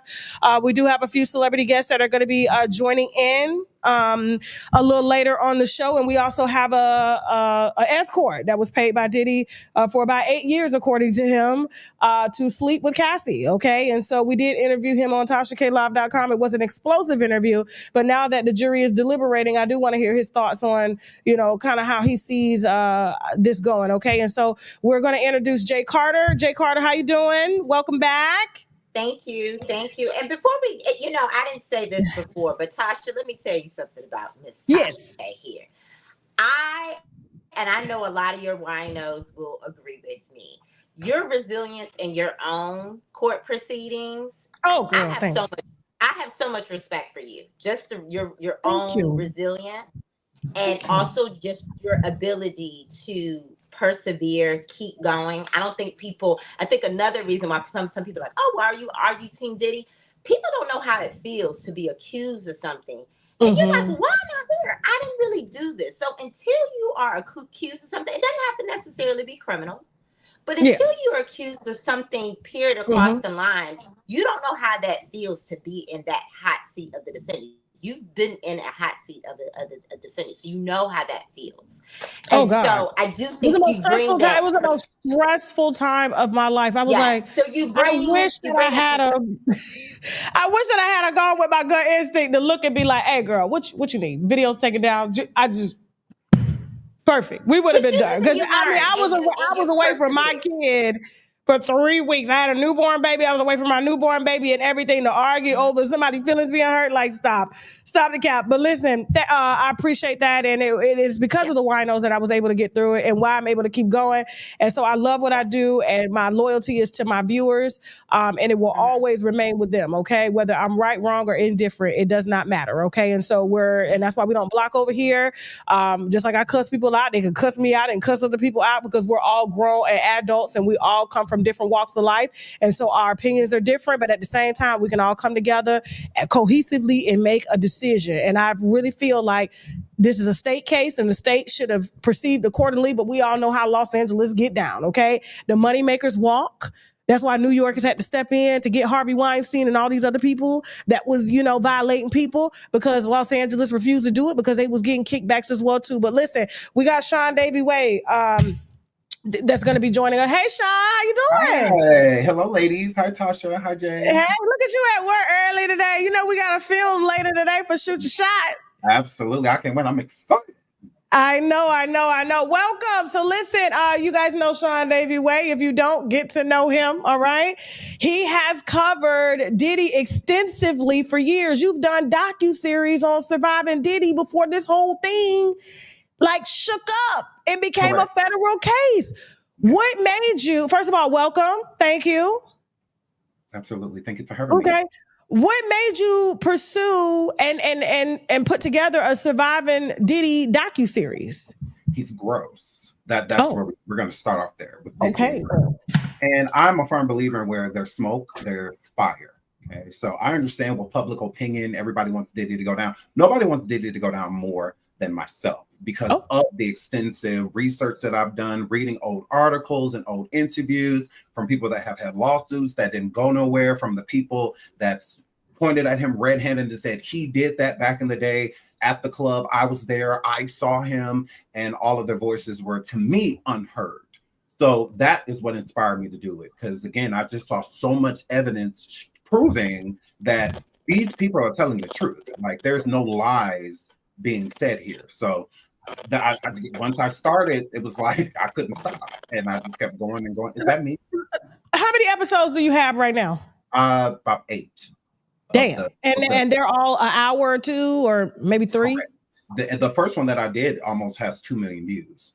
So that's how deep it was. That's how deep he got. Them things was thanging. Have they picked back up since? We lost him for a second. I believe too, because it's raining too a lot in other parts of the country. He's gonna be right back because I do want to talk to him. Who do we have a caller backstage? Okay, yeah, go ahead. We have a caller backstage. We're gonna let them give their account while we wait for Sean to get back. And so, do you have a question or a comment? What's your name? Well, my thing is a comment, and I think it's more about Diddy's wrong. What's your name? First of all, what's your name? My name is JB out of Dallas. Okay, shout out to JD out of Dallas. Now, Diddy is wrong. Go ahead. Now, Diddy is wrong for what he done. And that is put his hands on women. That's a coward, period. You can't defend that. But at the same time, when it comes to charges like distribution, everybody in the neighborhood is distributing when they smoke a blunt. When you puff it and you hand it to the next person, when someone with a crack habit gets a 20-piece and he gives the next dope fiend a little crumb just to put on their pipe, everyone's handing someone some type of narcotic or something, and that don't mean that they're distributing it. They're just handing it to them. I don't believe Diddy ever sold it to them for $10 or $20 or sold kilos. So he never distributed anything.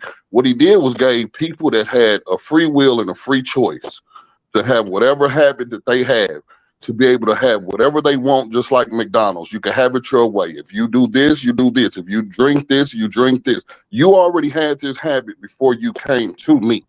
But now you want me to rot in jail for something that you will be continuing to do even while I'm in jail, just with someone else or either by yourself. So why should I go to jail for something that you were already doing? When I beat you, I'm wrong for beating you. But you, as a grown woman that was beaten, left me. But you came back into my presence for what I give you. So why am I wrong for you wanting to continue to be around me and you know how I am? So I'm wrong. I should be in jail right now for domestic violence. That's the most that I could see Diddy doing. Now I believe his karma from the things that he done that was not right to other people has put him in this position. So even if he is acquitted, he will be in big $1 million mansions by himself, because I believe the lifestyle that he once had would never be the same.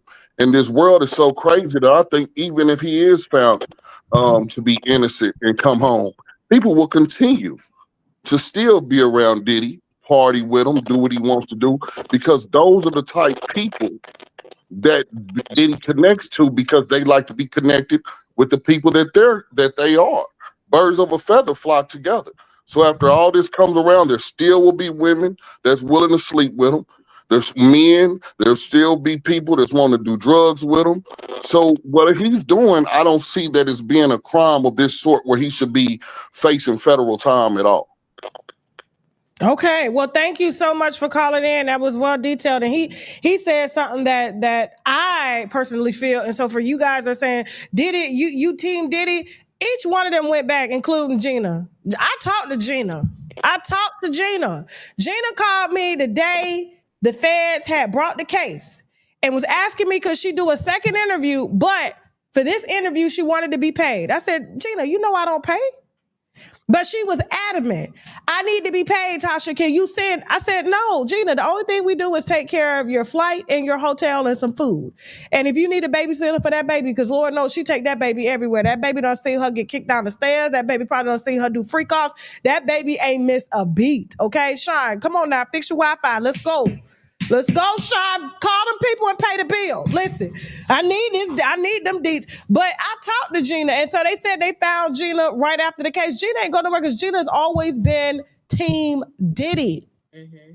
Even today with TMZ catching her in the parking lot, they asked her directly. They said, because she mysteriously appears after the case is over. They said, well, do you think he's like a danger, to society? She's like, no, I don't think he's a danger to society. They said, well, do you feel in danger? Like, if he were to get off, do you think that your life would be threatened? She was like, oh, absolutely not. I mean, the tune that she's singing is night and day from your record-breaking interview that nobody believed. But the reason Gina sat with me and I asked her, I said, why are you here, Gina? Mm-hmm. She said, because Diddy cut me off. I said, well, what you mean cut you off? She said, he cut me off financially. He moved me from wherever she was from, okay? Mm-hmm. Gave her $5,000 a month, put it under the marketing budget, okay? And that's how she paid her bills. So when he cut her off, she wasn't mad that he beat her. She wasn't mad that he kicked babies out of her stomach. She wasn't mad that he was sleeping with Cassie or any other girl. She wasn't mad about any of that. She was mad because he cut her off financially. And guess what? After that interview, he called her. He sent a private jet. Matter of fact, he had his son call her. Sent her a private jet to pick her up from where she had did the interview from. I think we did that interview in Atlanta. So he sent the private jet to her to get her, brought her back, apologized, and upped her pay from $5,000 to $10,000, according to her. And she has been there ever since. And that's why you saw her pop up on the internet with Young Miami, fighting with Young Miami about I was here first. And then Young Miami was like, well, you were eater. How does she know that? Because they all get down together. This is how Diddy gets down. And by the way, somebody is circulating tapes on Lori Harvey. Really? Yeah. Ooh.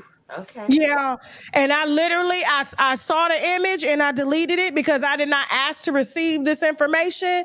But apparently that's why she's been so quiet, according to sources. Wait, are the videos with Diddy, allegedly of her and Diddy? I don't know who she with. I just know that there's tapes of her. So was it Future taping her?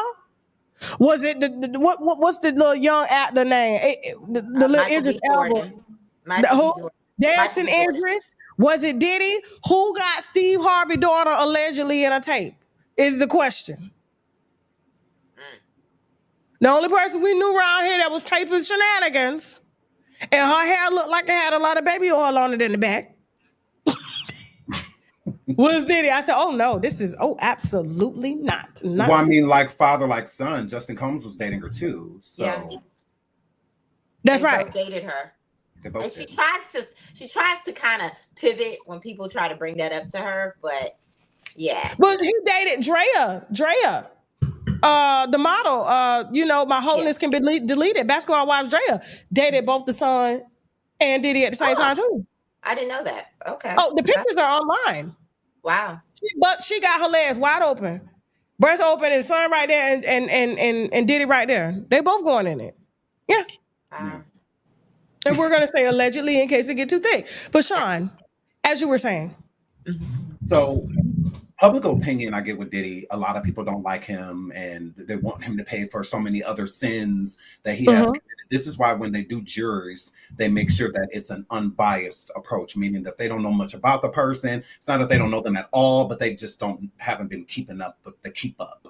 So when they do sit down and hear both sides, they can decide based off of usually preconceived notions. So with that being said, with people not necessarily agreeing with Diddy, but it's these charges. We do agree that Diddy is guilty of a lot of stuff when it comes to Tupac and allegedly Kim Porter and stuff, but that's public opinion, not what he's being tried for.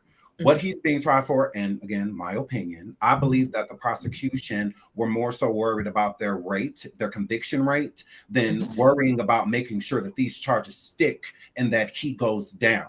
The African charge and the racketeering charge obviously are the two biggest ones that carry the highest prison sentence. So that's why I feel like they were gearing for those things. But just like Jay said earlier, in order for these RICO charges to go through, they have to prove that this criminal act happened with many people underneath his umbrella. We get that Diddy was the mastermind. Like, no one is knocking that point. It's proving that point is where the problem is going to come in, because you have to collect that evidence that you have against the other parties, his staff and other people, that they knew that this was going on. Again, if I'm your assistant and you're paying me to do certain things and you tell me to go put candles and a bathtub full of baby oil and Astroglide, I'm just doing what you are commanding. What does that have to do with me being a part of a criminal enterprise?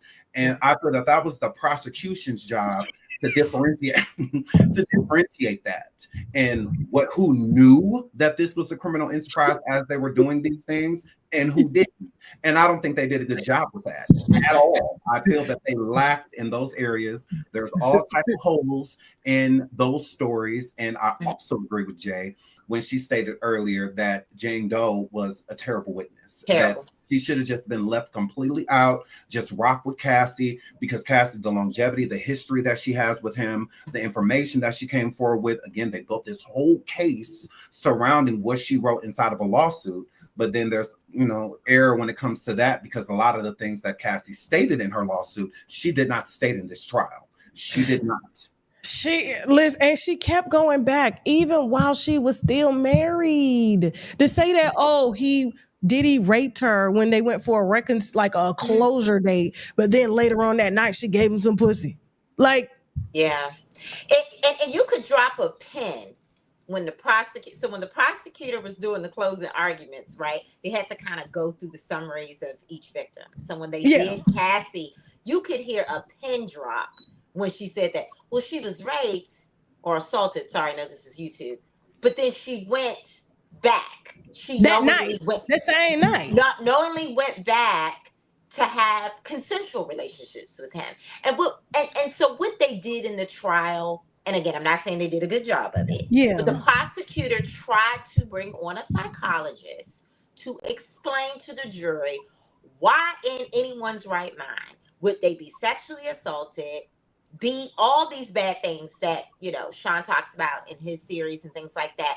Why would you go through all of that and knowingly keep returning? The way they tried to combat that was with a psychologist talking about, almost like Stockholm syndrome or how victims react. The problem here is there's truly a price tag with all these women, right? And I think, as Tasha mentioned before, that is what drove them returning back more than anything. I'm not saying, because again, I'm not a psychologist. I'm not saying some of the mental stuff didn't drive them back. Absolutely. But it was the price tag. For you to say Gina's, allegedly her money went up after your interview, for Jane Doe to still be receiving $10,000 a month for her rent to this day, and having her lawyer paid, which I don't know why the Isn't that a defense conflict did of not. interest? So how It can is she a conflict even? of interest. I don't know why that was not brought up. The fact that she is still has legal representation paid, she still has a home, all these things. It is the price tag, unfortunately, that drove these women back. And it's just crazy to me that, and I'm not saying any amount of money would make this okay, so let me just preface it with this. But $10,000, you were making that as the Fashion Nova model. Remember she was originally the Fashion Nova model, the person who we're alleging is Jane Doe. So I'm like, they paid a lot. Like, you were doing other things before him. And so I'm just why is $10,000 so attractive? To me, that's not a lot of money. Remember how she started eyeing him? Her best friend was fucking him. So when the best friend went and got married, that's when she moved in and pursued Diddy. She was targeting Diddy for his money, and she still gets it. Right, but to me, again, I'm not saying sell yourself for any amount. In your 30s. Ain't nobody, they flying you in. Ain't nobody dragging her down no hallway by her hair. Right. Ain't nobody did that to her. Right. Yeah, I think, like I said, it was the price tag that drove these women. And, even when certain witnesses, even when they were describing some of the things that Jane talked about in the closing argument. So a little inside tea. Yeah. So what's her name? Is it Sarah? The one they call Pumpkin? Is it Sarah? So Sarah and Nisa were in the audience, and every time they would talk about something that happened with Jane, they would kind of turn to each other and nod, like almost like they were maybe recalling some of the things going on. So it's not that we don't believe that none of this happened. This is not, they're not believable and things like that. The issue is, even if you are to be believed, if most of what you're telling me is consensual, then we have a problem with the case. That's why they played those longer videos of the freak offs. They wanted to show how consensual it was. They showed all the consensual text messages and all sorts of things. And so I don't know. I just think the consent. And let me jump in, and Sean, I'm gonna let you respond to that. But let me jump in. I'm just gonna play devil's advocate for a second. Okay. As a woman, sometimes we want to, sometimes we don't. Okay. Right? And then sometimes, even when we don't fuck, we understand the man that we love still wants to do it. And so we do it. Is that coercion? Is that rape? Or is that, let me just open my legs. True, all I do is receive. I ain't got to do nothing but lay there, give him some, and be done with it. I don't know if it's sexual assault, but it could be considered coercion when you look at the elements that they kept driving home in this case. So they said coercion as it relates to Jane Doe and Cassie are the following: the drugs, when he would hit them, when he would threaten to take money away. Even with Cassie, supposedly he would take away her laptop, her phone. He would take their items and their money away. So they're sounded like a child that was on punishment. Right. So they're saying to meet the elements of Cassie or Jane Doe being sex trafficked, they had to either through fraud, coercion, or force made to have sex across state lines. So you break down, well, what's the fraud? A male talked about the fraud, how he would lie to them. Okay. I don't think that's that strong, but whatever. That's the fraud. But the coercion is if you're drugging the people, if you're beating up on them. The 2016 Intercontinental video, they're claiming that was a freak off, and that is an example of her trying to leave and him physically forcing her to come back. Let's be honest. If they did not have that tape, they wouldn't actually have much of a case, because that is the strongest example they have, again, of an alleged freak off that she was allegedly leaving and things of that. But you know what's interesting, and I need to, because like I said, and I did say this from the beginning, I am not your lawyer. This is not legal advice, but we are discussing legal topics. But something that's interesting, and I gotta go back to a colleague and figure this out. Not male, but fatherhood. The guy that called in a few minutes ago said something that was interesting. Right before the closing arguments, or right after the closing argument. No, it was before the closing arguments. There was this thing like, oh, they dropped charges. They dropped charges. So they didn't actually drop charges. What they did was they dropped legal theories to support the RICO charge. So what I'm trying to figure out, according to the prosecutor's letter, they said that the jury didn't have to consider arson. They didn't have to consider arson or kidnapping. They took that away from RICO. So what I'm trying to figure out, Tasha, is why is it still on the instruction sheet? Maybe they printed That's the sheet. what I was trying to figure out. Why is it still there? I think it was a mistake because literally there's a letter from the prosecutor that says, again, this is jury instructions. Jury, when evaluating RICO in this case, you no longer have to consider the following things. And they said 3 things. They said you don't have to consider arson as it relates to the RICO, any allegations of arson, kidnapping, and they actually said aiding and abetting prostitution. Those were the 3 things they said. Again, as it relates to RICO, you don't have to consider those things anymore because but you do have to consider the other things. So, right. So I'm gonna have to find out. Maybe they may have printed out the sheet before. Well, to me, that's grounds for a possible, things that he could appeal on, or under the Rule 29 of them asking the judge to acquit altogether. So right. I need to find out why there's 2 ways they can go there. Yeah, it shouldn't be on the sheet. Sean, what do you want to add? So to jump back to the Cassie going back after he allegedly, RAPED'd her, I don't feel like it's fair to leave out that their long-standing history. Now, I'm not going to go into traumas and all of that stuff because, again, I'm not a doctor, so I can't state if Cassie was going through any Stockholm or anything like that. But just due to the longevity of their relationship, whether she came in using him or not, she was underneath that spell. Diddy I've never encountered him before, but just watching how he moves and whatnot, there is a certain presence that he has that is very intimidating.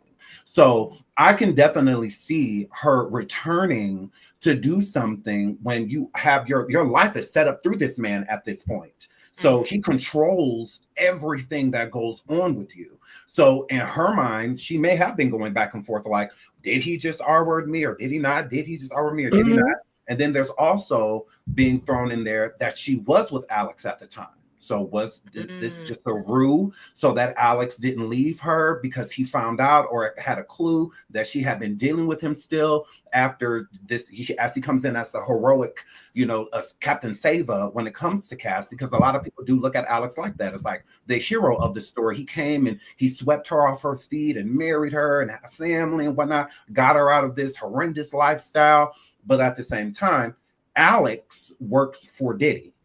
Alex and Cassie met through Diddy. Cassie was cheating on Diddy with Alex. So at that point in time, when her still dealing with Diddy at that point, when she said that he R-worded her, were they still together? Because at that time with him, she was with Ryan at the beginning, she was technically cheating on Diddy with Ryan. Ryan was Diddy's trainer and also his son Justin's trainer for football.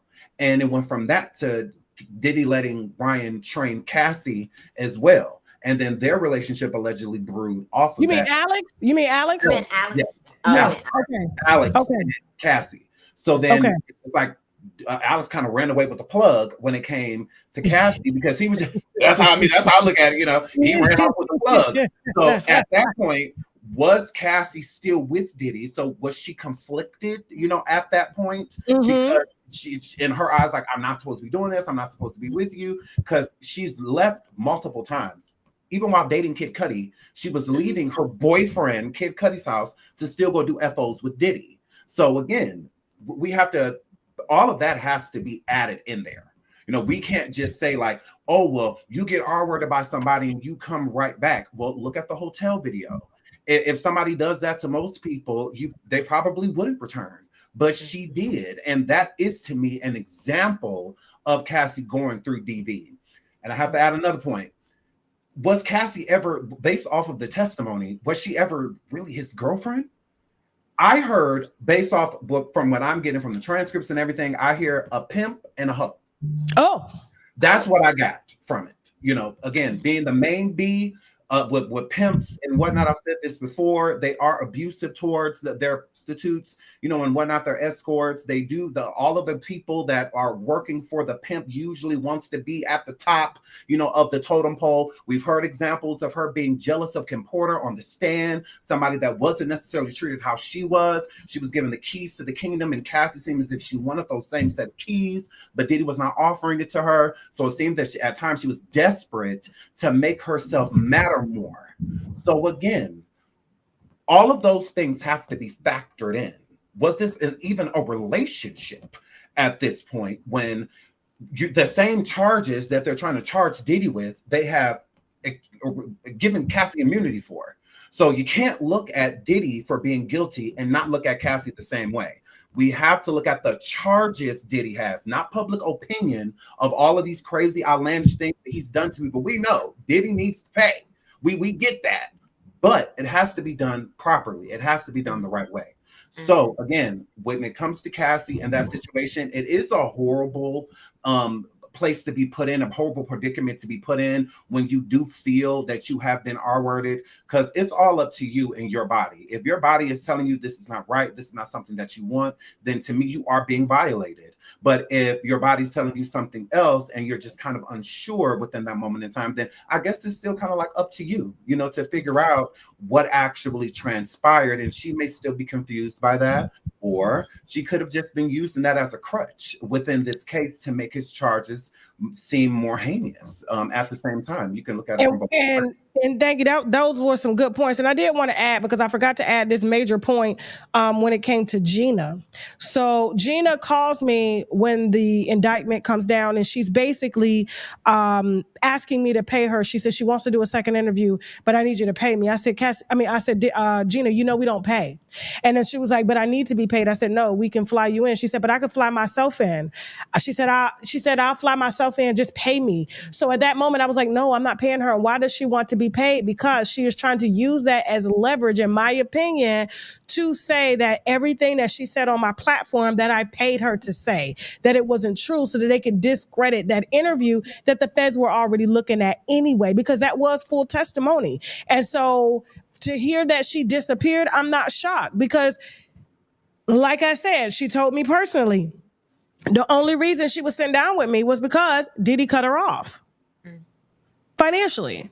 And you gotta understand, these women, and talking to Gina, like, beautiful girl. I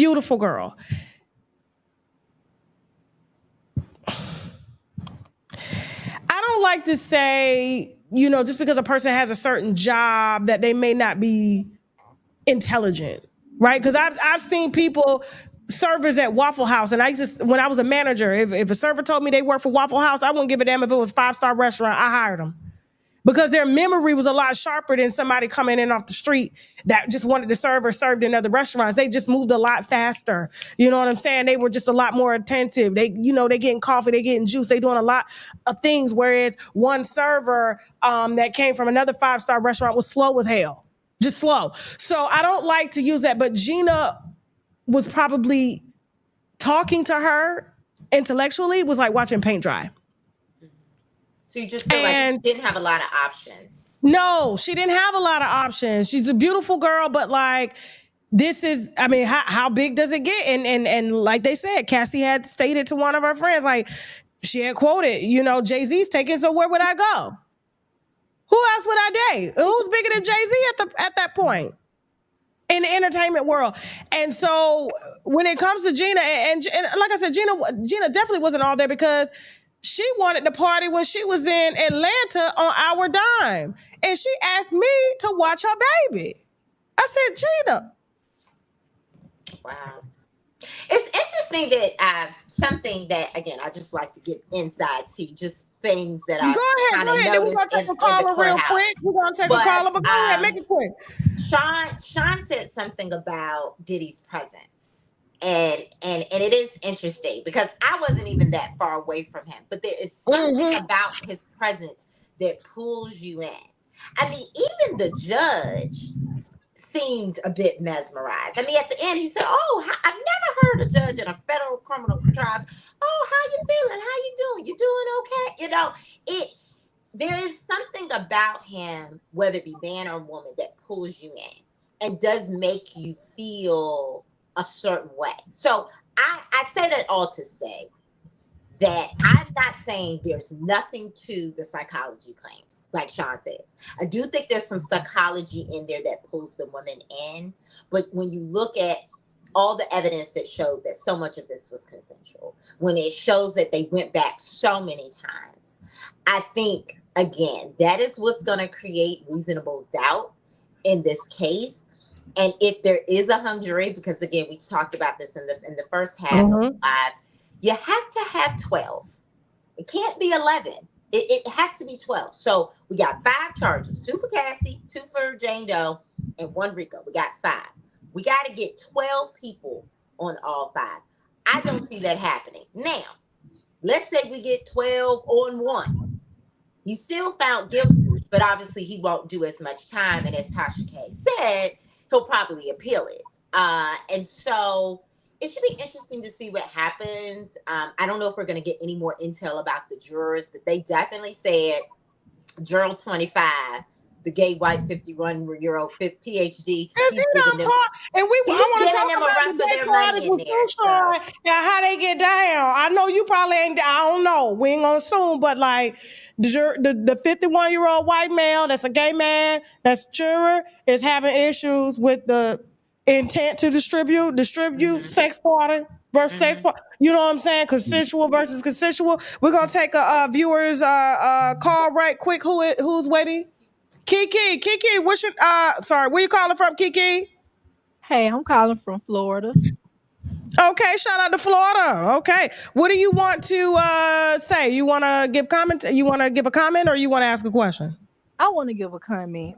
Okay.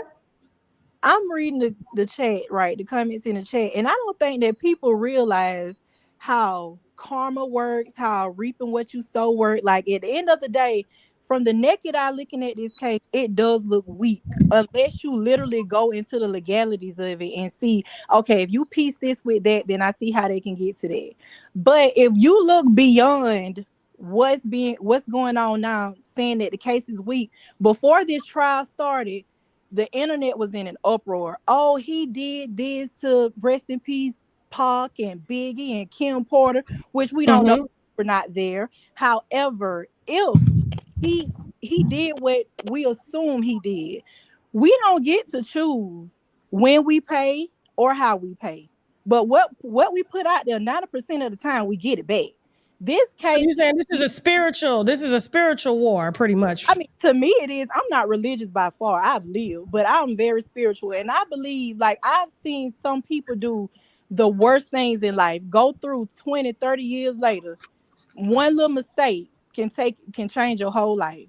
So even if we want to say this case is weak, I mean, it can be. But do you really think that lady from the club who got her face separated by a hot leg care if Jane Doe wanted to do a freak off? That woman don't care. She want them to get him regardless of how they get him. She want him done. Like, I'm quite sure Cassie mama don't care whether or not he hung somebody over a balcony. You turned my daughter into a hooker. So I want you gone. Like, I don't care if you did what they're accusing you of now.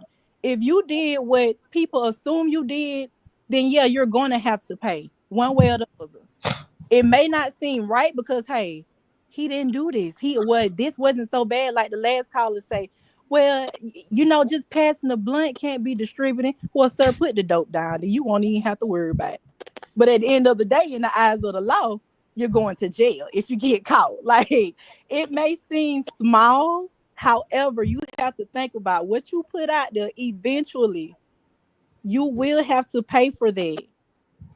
Thank you so much, Kiki. And yes, that is another spiritual factor that we do have to factor in, is that the universe only understands what you give it, and what you give it is going to definitely give back. So what you ask for. And so I do know if he does get off, he's going to have probably one of the biggest brand endorsements with baby oil, with Johnson & Johnson. They are definitely going to capitalize off of this, and he's probably going to throw the biggest party ever out of the country. Diddy party, and a lot of people are going to be paying a lot of money to go slide in baby oil pools. It's going to happen.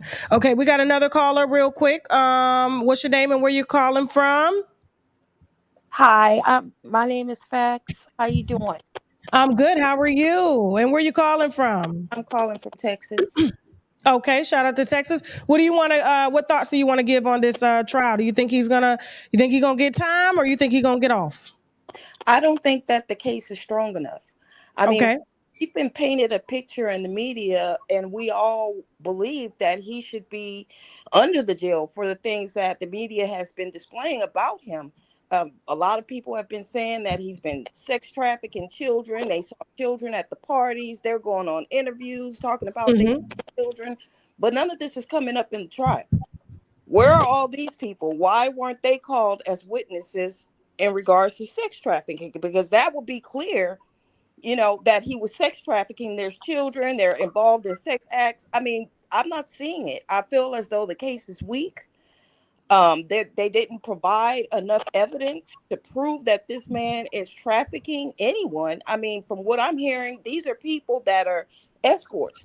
They do this for a living, with or without Diddy. So he's paying people to do what they actually do. So I don't see how it's sex trafficking at all. I don't understand how any of the things that they're saying in regards to Rico, it's just weird. So now I'm starting to believe, rather than, I mean, yeah, he's a monster for doing all the things he did to this woman. But again, she kept going back and going back and going back and going back. At some point, we have to look at it for what it is. These people were just involving themselves in a nasty person. Now, should he be convicted for the rest of his life for it? I don't think so. Because I'm not seeing where they've proven it. I did want to make a clarifying point, though. Thank you so much. I appreciate you. But go ahead, Jay Carter. Jasmine, you got that? Okay, coming up. Okay, so go ahead, Jay. Just really quickly, because I have about 2 more minutes. The sex trafficking actually doesn't relate to the escorts. Like she said, the escorts, they do this for a living, right? Okay. The sex trafficking charge is as it relates to Cassie and Jane Doe. Okay. The escorts is for that third charge, which is the transportation of prostitution. So look at them separately. They're not saying the escorts were sex trafficking, but they're saying that the escorts should not have been flown across state lines for sex services. Okay. All right. So a good point. Sean, how do you want to respond to what she just said? Because I know you want to see his ass under the jail. You want him to get life, don't you? I do. I absolutely feel like, again, I wish the prosecution would have had a stronger case. I do think that they have enough for the jury to convict him on some of the charges. I just don't think it's going to be a slam dunk with all of the charges getting a full conviction. I do not feel that way. But I did want to watch Jay Carter say before she leaves. Earlier, the question was asked, like, Diddy getting on the stand, good idea, bad idea. In my opinion, I feel like it was a great idea for Diddy's defense team to not let him get up there, because if this is retried or anything like that, they already know the prosecution's defense. They already know what they're coming with. But when it comes to the defense, they have no idea how the defense team is going to come. And also with him not bringing any character witnesses and whatnot, if it did come to, or they have to do the trial all over again, then they could do all of that then, and that would throw the prosecution off, because they have really no idea how Diddy's defense team would come. So I think overall, win, lose, or draw, it was good for Diddy's defense team to not let him get up there, like regardless of him further incriminating himself or saying the wrong thing or anything like that. I think that was the least of their worries. It was more so of, if this don't go our way, we at least need the best defense prepared for when we go after them again, for whether we're appealing this or, whatever. So I know the verdict is not in for the people that are saying that they're trolling. And then two, with the going back and with the women that were a part of these FOs and stuff like that, going back. Now, to us, a lot of us can see that it probably did, again, no doctor, stem towards a trauma. Not all of the women were going back to Diddy simply because of his money. It's his presence alone is hypnotizing. So a lot of them were going back for many reasons. Do I think that money was the main one? Yes. 100%. Because what is all of this for? What is the repetitive coming back and forth, knowing what type of treatment that you're about to endure and whatnot, but you will endure it. So you're getting something out of this beyond just being around him, beyond being in a nice home or on a vacation or something like that. There's more to it.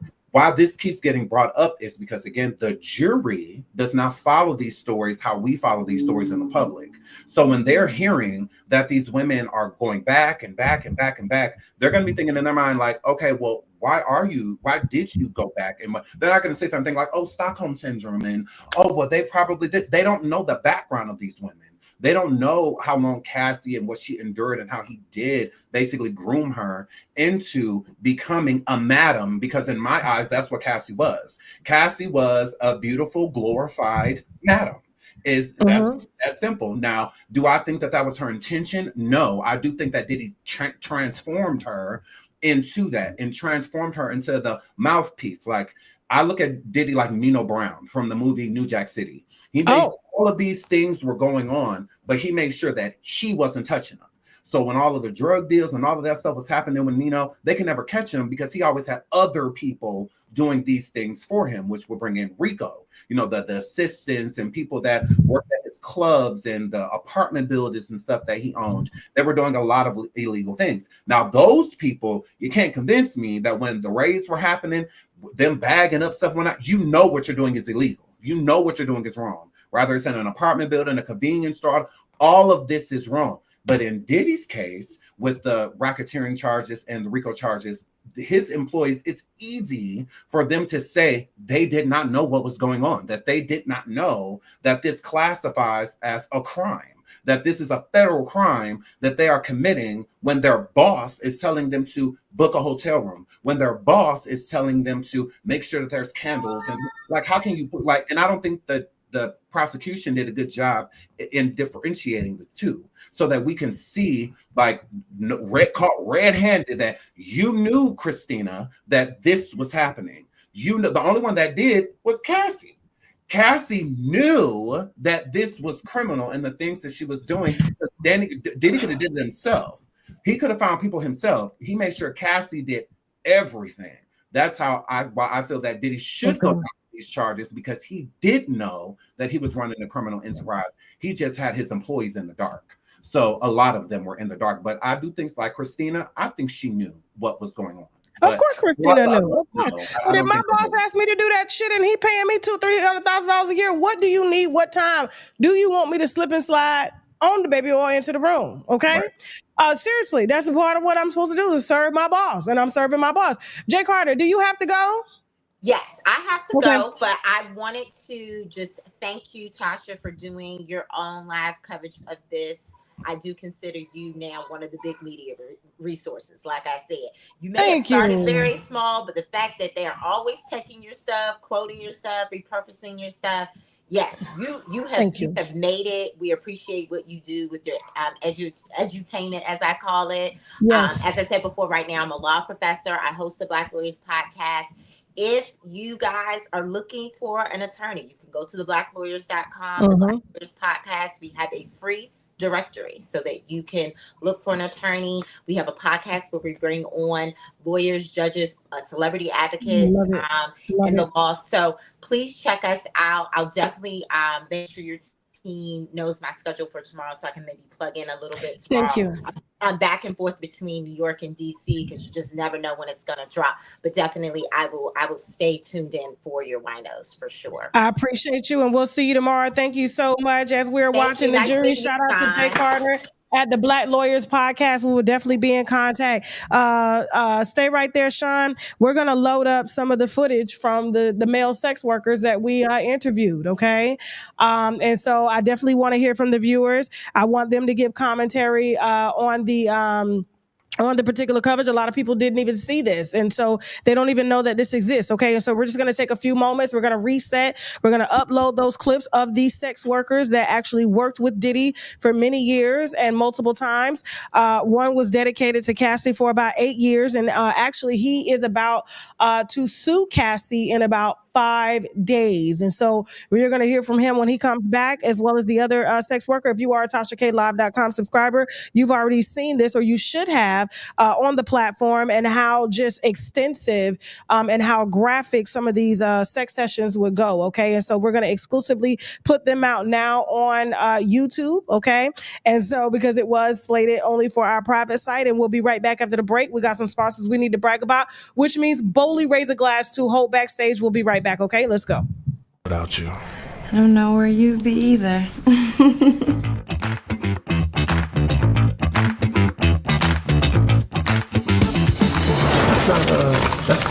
An eviction notice? What the hell? Okay, so I'm the source of all of our problems or something? I've been here less than 5 minutes and problem. Where's Malcolm? Malcolm, where's my money? I have noticed you're behind on the rent. Is there anything I can do to lighten the load? Lighten the load? I'm calling to let you know that you are out of line. Check your Cash App. What? You're not gonna do it, are you? Tanya. Not a time for jokes, Steve. Malcolm, I need my money. I'm not a TV bitch. I'm a bitch that's on TV. You understand what I'm saying? Yeah. I'm not one of these TV bitches. Bitches like, no, bitch, I will rag you off camera. I don't even want the TV moment. I really want you to know what time I'm on. Because if I don't get I'm sorry, I'm going to stomp it out. Shut the fuck camera!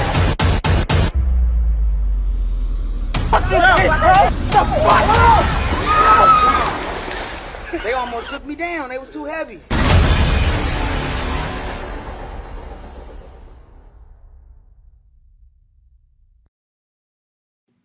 What brings you in, Travis? Say something to me! I'm sorry. Better question. What are you going through? We're not fucking Travis. So what do you do for sex? It's called life. Life? A wife? What's up, T? I can't find any groundbreaking stories. This stuff is like Groundhog Day. Nothing new has came up. I do have a few. When we start the show, keep it clean. Okay, but you know the rumors out there, right? I don't give a damn about the rumors. About Shorty. Can anything be traced back to you? I mean, I do help with little things here and there. Like what? What you paying her rent? Look at it this way. We are getting older and not so attractive, more so you than me. What better way than to pull the wool over your eyes than sex? So, what the fuck happened again? The bitch set me up with a trans and I didn't even know it. Oh, Lord Jesus. So is it true? The blogs and their unending desire to ruin our relationship. So why is that picture of you with some bitch in a hair salon, Travis? I said, I'm gonna go in the clay room. Now, mind you, when I'm in this clay room, I said, this nigga come in here in the next 2 minutes with fully dressed, telling me to go, he's gay. This motherfucker. Is this true? How you gonna ask me something like that? Everybody talks to somebody.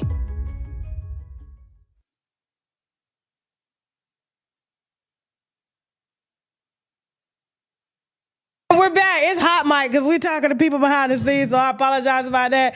All right, so we're back. We are watching the verdict, okay? And so just in exclusively, okay? And so they've selected, I believe, juror number 5. Shout out to Peaches Royale, okay? Is the 4-person. And so what we're exclusively getting now is that, let me read it. Let me make sure I get it. Is that jurors in Sean Diddy Combs' federal criminal trial said they have reached a verdict on 4 of the 5 counts, but they cannot reach a verdict on count 1, which is the major one. That one carries the life sentence, which is a racketeering conspiracy. What happens next? Both prosecutors and defense attorneys said that they want the judge to push the jury to continue deliberating. In their note to the judge, the jurors wrote that we have jurors with unpersuadable opinions on both sides.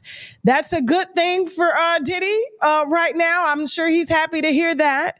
Okay. And let me see the charges. Combs, 55, is charged with 5 counts. 1 count of racketeering, conspiracy, and 2 counts of sex trafficking and transportation to engage in prostitution.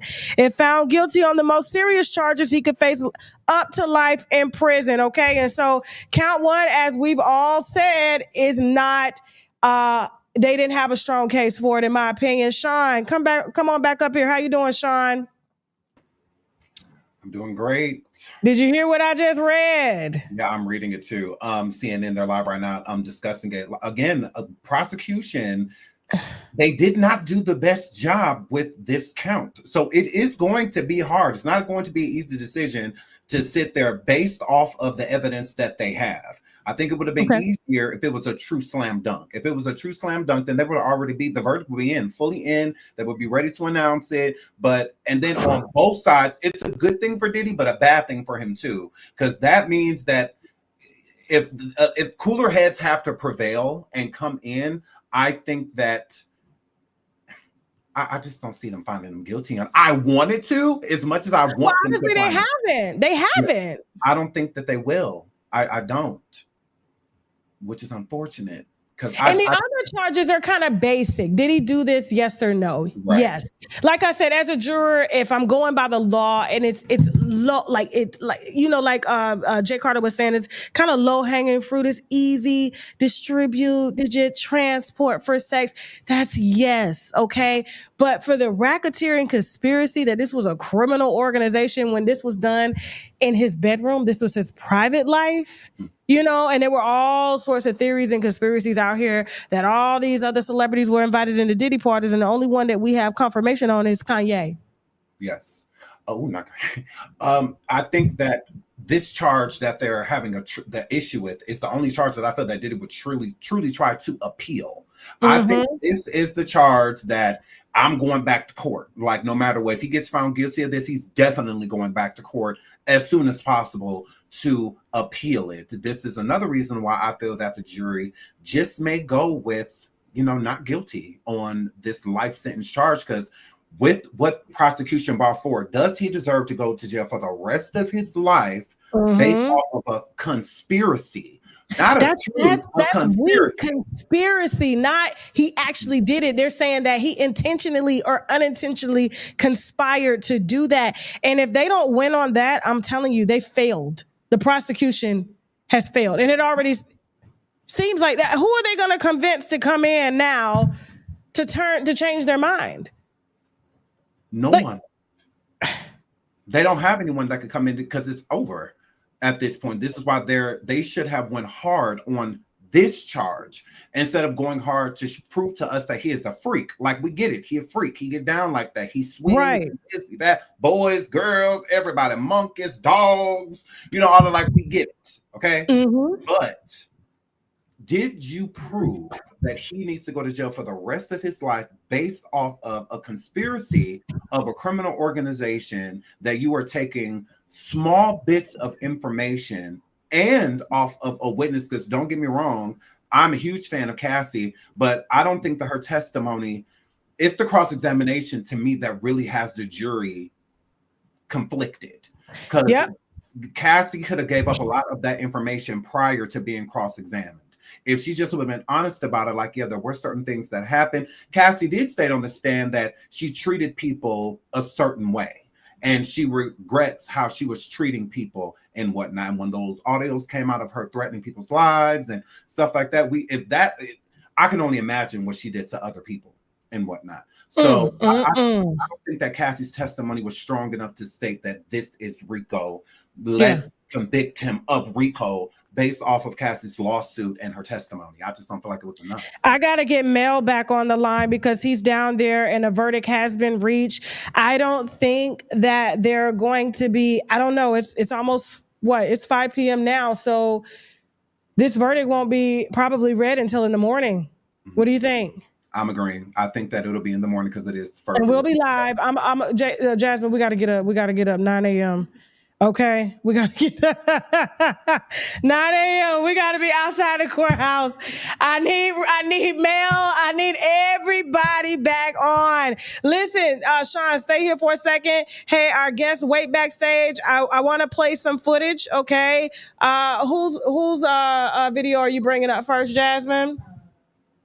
Okay, so this is Dave. Dave was actually subpoenaed by the grand jury, okay? And he had to answer questions for prosecutors.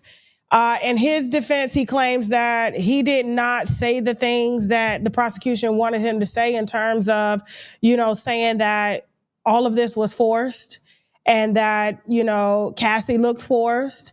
And so we interviewed him extensively, and his interview is just... it's crazy. And so listen, we have snippets. The entire interview is live on TashaKLive.com. I would say viewer discretion is advised, but we're going to go ahead and hear from Dave. Jasmine, go ahead and play this clip real quick. And then she's lying. She was a part of this. So what was the hotel video about? Did you know the specifics of that particular freak off and what happened? I don't, but I have something to say about that. From what I've read about that freak off, they were with another guy, Jules Theodore. If there was a male escort in the room, why didn't that male escort testify to the fact that Cassie was trying to escape? Here's what I believe. I believe that guy would have testified that the argument was not because Cassie was trying to escape the freak off. It was probably because she was jealous because he was texting other women from his phone. Because I saw her get like that. She would watch to see who he was texting. She was his girlfriend. She gets jealous. He's a billionaire and he's a hoe. She know he got a bunch of girlfriends. She know he don't want her. So, of course, she's on a stance where she has to make sure that this guy is not cheating on her. She wants to know. So they probably were in the room. She went through his phone. She might have saw something. She thought he was texting a woman. She decided to leave. They got into a fight. He got caught up. Now, here's the interesting part. I heard during this trial when I was watching that about 3 weeks after, they had a freak off in Miami with me. These are the texts that I heard. Now, they have this fight. She gets beat up. She has to recover. Couple of weeks later, they decide to have another freak off. She tells him they need to change the energy. They need to change the person. The next thing they do is fly to Miami. They call me. How is this someone who's being sex trafficked? And she clearly tells you we need to change the enemy. Then she calls the same guy, because this was what, 2016, 2015 when he beat her? By then, I was sleeping with her 6 years, 7 years by then. She deliberately calls me from New York to have sex with her in Miami 3 or 4 weeks after he beats her up in his hotel and is making her have sex. Make it make sense. She's lying. She was a part of this. They were fighting probably because he had a woman. She didn't like that. He beat her up. She got over it because the truth is she wasn't loving. Sean. Yeah, unmute yourself. Unmute yourself. Wow. Again, I think that you would have to be really close-minded to not think that at some, although I still view Cassie as a victim, a victim is a victim, but I do feel that she's way more involved in what was going on than what she wanted to lead on.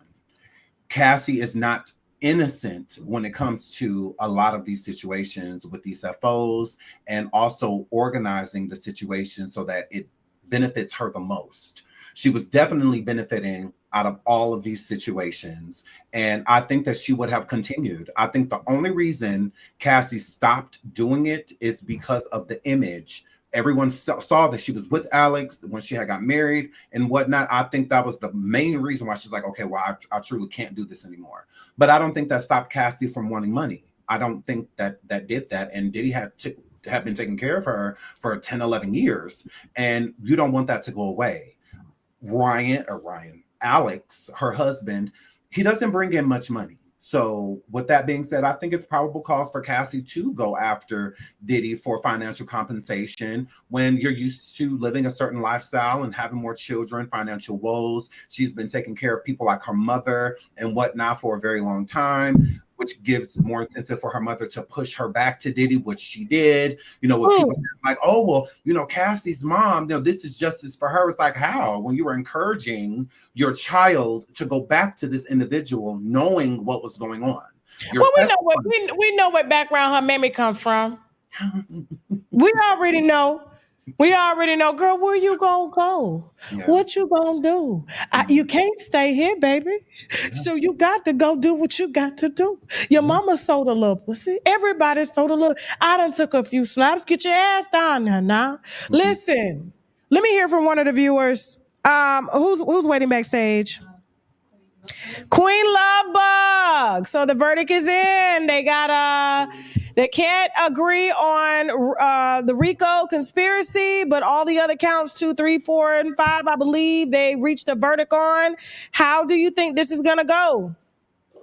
Oh, I knew that the other charges would be a little easier. But the Rico charge, I do agree that the prosecution could have done a better job because these are average, everyday people who you're going to give instructions to in regards to what law to follow in order to reach the verdict.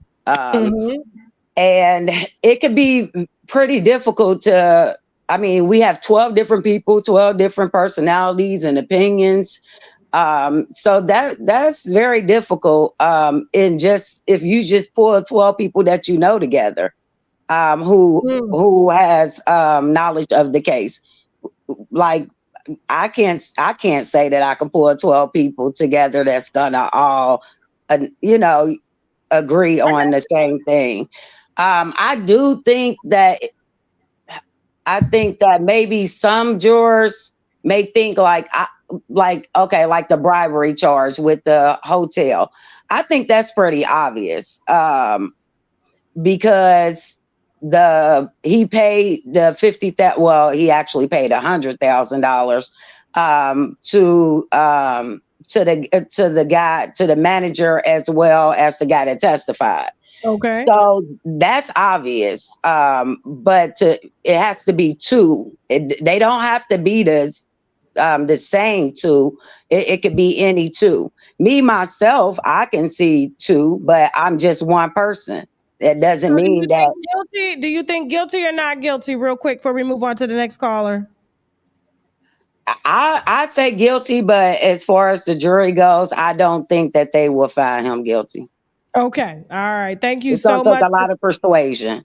Yes. Okay. Real quick, Sean, I want you to listen to another clip from one of the sex workers, okay? Jasmine, go ahead and play this real quick. Or Rico on the stand? No, because they knew we were going to say that she was complicit. Like, I feel like they have to do some changes when it comes to the laws behind that, because if girls are choosing to have a pimp, and the pimp is there to protect them and ensure that they're not getting mistreated during their encounters with men and stuff like that, and they have to pay the pimp for protection because, like, how is he going to make money? To me, even though, yeah, he did all this shit, but I feel like the feds, they love a big cash out. $400 million is at stake that they're going to seize. I don't even think he'll have money for an appeal. The Justice Department will inherit $400 million that was, I guess, made off of sex trafficking or illegal criminal crimes using his organization, bad boy records and all that stuff. And meanwhile, they get to retire off of that money. And it's like, why are you allowed to retire off of money that you say is made illegally, and y'all get to use it to pay federal witnesses and pay for y'all retirement as well too? The money should be burned, right? Nobody should get the money. True. And it should definitely go to the true victims, some of the male prostitutes that this has happened to.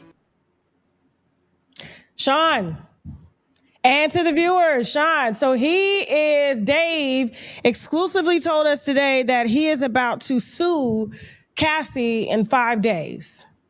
I feel that he is well in his rights, and I also feel that other FOs should sue her as well. What? I don't think he should be the only one. I don't. Number one, a lot of these men, their health was definitely risk. Out of the whole trial, you hear nothing about Diddy, nor Cassie, nor anybody on that team doing any rapid tests, making sure that anybody was checked and cleared before. This is why I don't feel like it was a criminal organization. Like they didn't know, because that would be protocol. One of the first things to do if you're going to be finding prostitutes and escorts and whatnot for your boss, well, you want to make sure this person is clean. because we heard nothing about protection being used. Even when the freak-out tapes were being watched in court, no one stated anything about contraception or anything like that. So again, she was putting a lot of people's health and whatnot at risk. Also, pain and suffering. Look at all of the embarrassment that these people have had to deal with. That's what Dave said. He said no one is considering the mental health and just us having to live every day because we're being plastered all over the media that we have to come out and do interviews. They're not, but if this was a woman, Dave said, quote, during our interview, if I was a woman, my identity would be protected. Why is the Jane Doe protected, but why are the sex workers not? Correct. And not only that, they are also being labeled things that they're not. Two of the male escorts that got on the stand and testified stated that they were not prostitutes. And they also stated that they were not affect. So I agree with him when he said no RICO charges, because he already knew, or they already knew, that they would say that Cassie was complicit, that Cassie wanted these things to happen, that Cassie was no victim. She's like the boss. And also, we can tell, although I don't like Diddy, that this is a witch hunt with them going after him, because pretty much everybody that was involved that was supposed to be helping him with these RICO charges are offered immunity. He's the only one that wasn't offered immunity, but everybody else gets it. So everybody else gets to walk away from this scot-free, although the enablers, people say all the time, need to be dealt with as well. None of the Diddy enablers are being dealt with, including Cassie, because she was an enabler as well. Whether you like it or not, flip it, turn it, dip it, she enabled everything that was going on with Diddy, even enabled him to continue to hurt and harm her.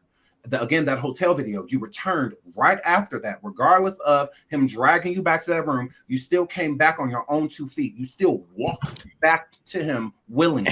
That still happened.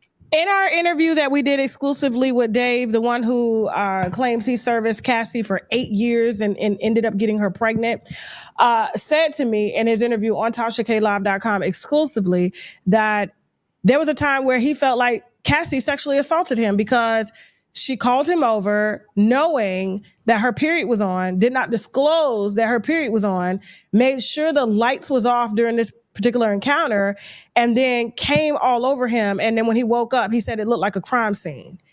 He said he could not even fathom what had just happened. Like, why would you do that to me? Why wouldn't you tell me? I asked him, I said, did you smell the period blood at least? He said, no. He said, she always smelled like lavender.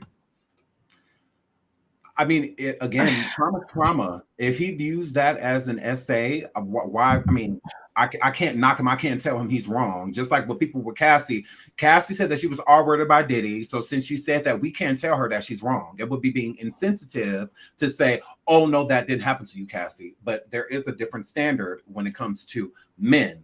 Like with Cassie, we have to be careful with what we say and make sure that we are considering her and her feelings. But when it comes to these FOs, these men that were involved, there's no consideration. And they're also being labeled things that they're not. They're also being stated that they went through things that they didn't. Cassie getting on the stand and telling them that she had bumps in her mouth. She had bumps around her vagina, that she was consistently having SCX with these men with UTIs. Why wouldn't she be doing it on her menstrual if she's doing it with UTIs? So again, I would have to say, if that's how he feels, then he should sue. I believe all of the men that were involved with Cassie should sue her. 100%. She involved take all the money that she's already been paid out from Diddy, as well as the Intercontinental Hotel, and spread it out. And spread it out. She is not the only victim. Why is she the only one getting paid? I need to hear from the winos. Do you guys feel that the sex workers should sue? Please bring a viewer up in here while we're waiting on Flame and Ro to load up right now and get his mic together. Sean, I hope you can stick around with Flame and give us some more commentary. I know I got y'all for free. So, I appreciate y'all, working for free for the winos. Hell, I'm working for free too. This live ain't monetized shit. Girl, this ain't free. You had over 10,000 people up here. You can't pay for this type of promo. Thank you. Yeah, we are streaming on Twitch as well as Facebook as well. Shout out to all audiences, everybody, all the winos, spread out across the world. We got to get TikTok back on the live stream as well as X. So yeah, who's waiting backstage? Birdie, where you calling from? You got yourself muted, Birdie. Make sure y'all mics is on and ready to go, guys. We got a lot of folks waiting backstage. While we conduct this verdict watch, the jury has reached a decision on counts 2, 3, 4, and 5, but on count 1 they cannot, which is the one that carries the life sentence, which is, in my opinion, a good thing. So who's next? Oh, Flame is here. So guys, please have your mics on. We're gonna have my friend. Hold on. Okay, we'll give Flame just a second. So we got a viewer that has a question. What's your name? What's your name? Hello, guys. Mic's on. Producers backstage, could you make sure everybody has their mic on, please? Who's next? Choose. How you doing, Choose? Where you calling from? Minnesota. Shout out to Minnesota. Thank you. Anytime you think the sex workers should sue, Cassie? Absolutely. Trauma begets trauma. And although she was traumatized, it seems like she traumatized other people. So that, wow. Yes. She better get the hell up out the country. I mean, if that's what they want, if that, literally, if they feel like they were sexually assaulted, which, Sean just explained, absolutely. You're complicit in your part as well. And just like we've heard that Diddy had some issues. So, it's just something that I recognize that when it's a man, it is very much overlooked. It is very much different. It's always more of in a sexualized way. Like they just must enjoy it just because it's sex, and that's not the case. So absolutely, men can be assaulted. Absolutely, whatever she did, if she did something to hurt someone, whoever she hurt, they should sue. Okay, well, listen. Thank you so much. We're going to go ahead and take another caller. Shout out to Minnesota for repping the winos. All right, we're going to go ahead and introduce my friend and comedian extraordinaire, Flame Monroe. How you doing, baby? Hey, baby. That's Sean Davy Way. That's my baby. Hi, boo. How you doing? Tasha, I'm good. I'm fantastic. How are you? Fantastic. Glad to see you. I'm glad that you took a few minutes to come out and spend some time with us today. And I know you were in between like gigs and everything like that. So that's why you were in the car. And I was like, get Flame on now. Because unfortunately, we won't be able to get Ray J on today or any of our other guests, but we are going to be verdict watching tomorrow. So we'll have them on tomorrow. But Flame, as far as your thoughts on this entire Diddy trial, a verdict has been reached. The jury could not come to a decision on count 1, which was the big one, the Rico racketeering. They have reached decisions on count 2, 3, 4, and 5. So we should expect them to be reading tomorrow or being forced to deliberate. So that should be interesting tomorrow. But what are your thoughts on what's going down with Diddy? Diddy, can't you sing? Sometimes your baby will hypnotize me. Oh, you know what? I'm not laughing at the situation. I think it's terrible, first of all, for all parties involved, especially the women. Secondly, for the people that knew about it, didn't say anything, to hell with them, because you knew this was happening. Money, and now the same situation is happening with the situation that we're in with this country, from the top. You're allowing this shit to happen and go on and on and on without saying anything, which it doesn't make you complicit, but it makes you a coward, that you're watching injustice and you're watching things happen to women that we claim to actually love and respect. And a lot of men sat around, and a lot of women sat around and watched these things unfold and said nothing because they were afraid of losing their situation or possibly their life from what some of these reports are possibly saying. I don't know whether Diddy is guilty or innocent, but from the tape that I saw, he kicked Cassie. I'm not with that at all.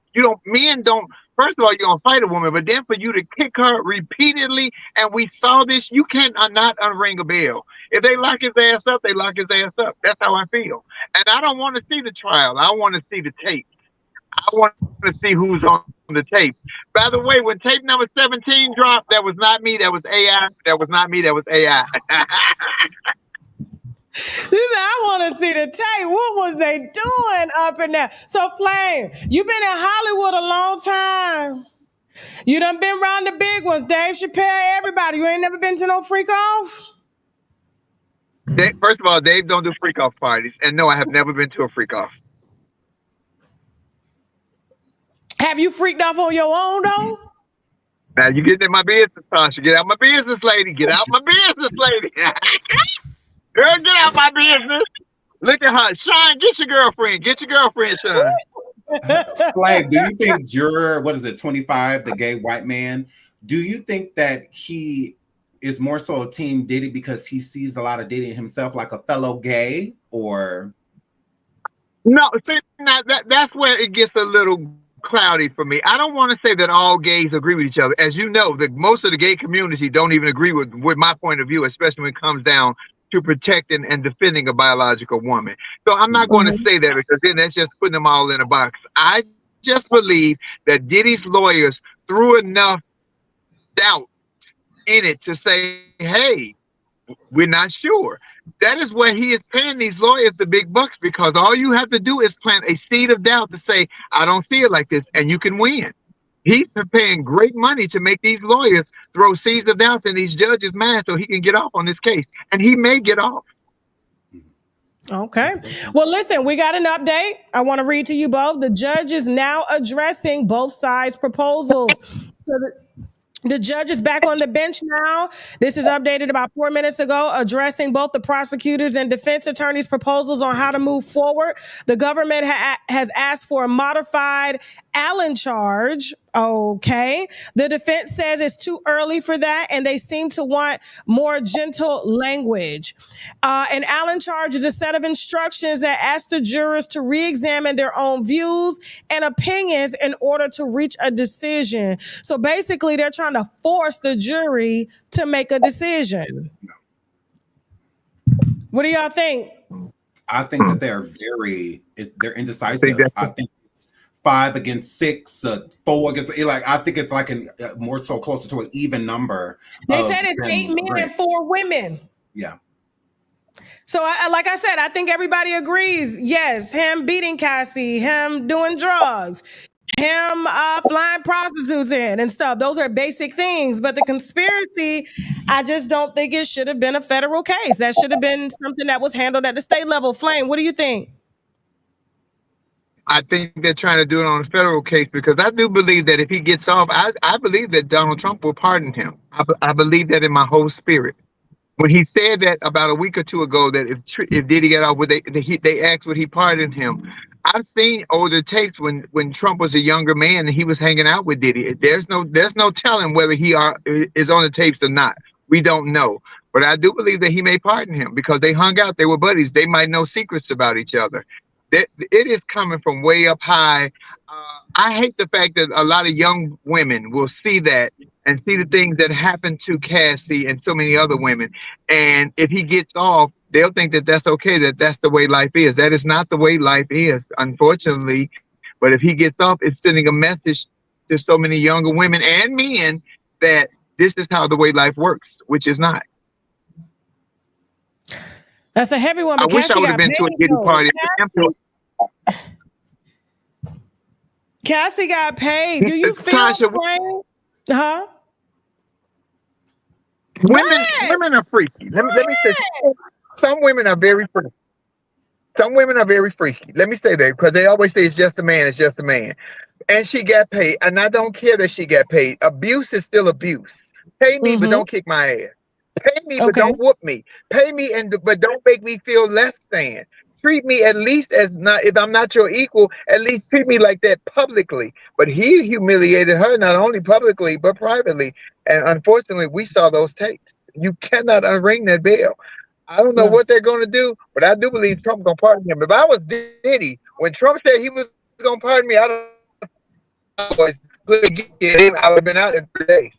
You were breaking up. You It said worked for when Trump Chrisley. said you said when Trump said what? That he would pardon Diddy. He would possibly pardon Diddy. If I was Diddy, I would have fired all my lawyers that day and saved whatever money I had left and just waited and pled guilty and got pardoned by Trump. Okay. We just got another update from the judge. He says he intends to tell the jury, I ask that you keep deliberating. And so, Judge, I don't even know how to say his last name. I don't care. Aaron, said he intends to tell the jury, I ask that you keep deliberating, and that then recite some of the lines about the deliberations in his instructions. So he's basically forcing their ass back into the room. I know they're ready to go home, but I just don't think they're going to make a decision, because it is a very hard thing. And I knew that when they were fussing in the beginning, sending notes, it had to do with that big one. The other ones are a slam dunk. So, well, the big one is not in federal court. The other charges are state charges. The conspiracy charge is the big boy. That's the one that got the prosecution to be able to bring this into make it a trial in the first place, based off of Cassie, which to me is a walking humiliation herself. I don't think that she necessarily needs Diddy to humiliate her. Again, I'm all for victims, and Cassie to me is a victim, but I could say the same thing about Diddy. If Diddy was doing all of this stuff, then I'm sure somebody victimized him as well, but it does not excuse his behavior. It does not mean because somebody did this to you or showed you the ropes that you have to go around and do these things to other people. You did not. And the same thing goes for Cassie. Because Diddy showed you these ropes does not give you the right to go and create victims and just say that you're sorry later. Diddy did the same thing. Although he lied and said that Cassie's lawsuit was fictitious and that none of those allegations were true. And then the hotel video dropped of us watching him pummel that girl through that hallway and whatnot. Then he comes with an apology video and he states that he was sorry. Well, Cassie did the same thing on the stand. She apologized to all of the people basically in the past while she was kicking it with Diddy that she victimized, ridiculed, and treated like Kim Porter's own best friend stated that Diddy made Cassie make Kim Porter put a used tampon in her mouth and whatnot just to humiliate her, to show Kim Porter that I am above you, allegedly. That source comes from Kim Porter's best friend and whatnot. So again, I understand that Diddy made Cassie do a lot of things, but when are you going to be accountable for the things that you did yourself? You are a puppet, yes, but at some point in time, you went rogue. You did things on your own. Not everything Diddy. Please, that is an excuse. Yes, we have people in our lives that control us, that manipulate us, that gaslight us, that love us, but there's a way of coming out of it. There's a way of getting away from that and whatnot. And she did. So now that she has, be accountable for your part. She hasn't. Let me jump in real here. Flame, do you want to add to what he's saying? I know you gotta go, and I want you for tomorrow for the jury deliberations, because I gotta hear your thoughts. But I know we're having some connection issues. Do you want to touch on that before we drop you down?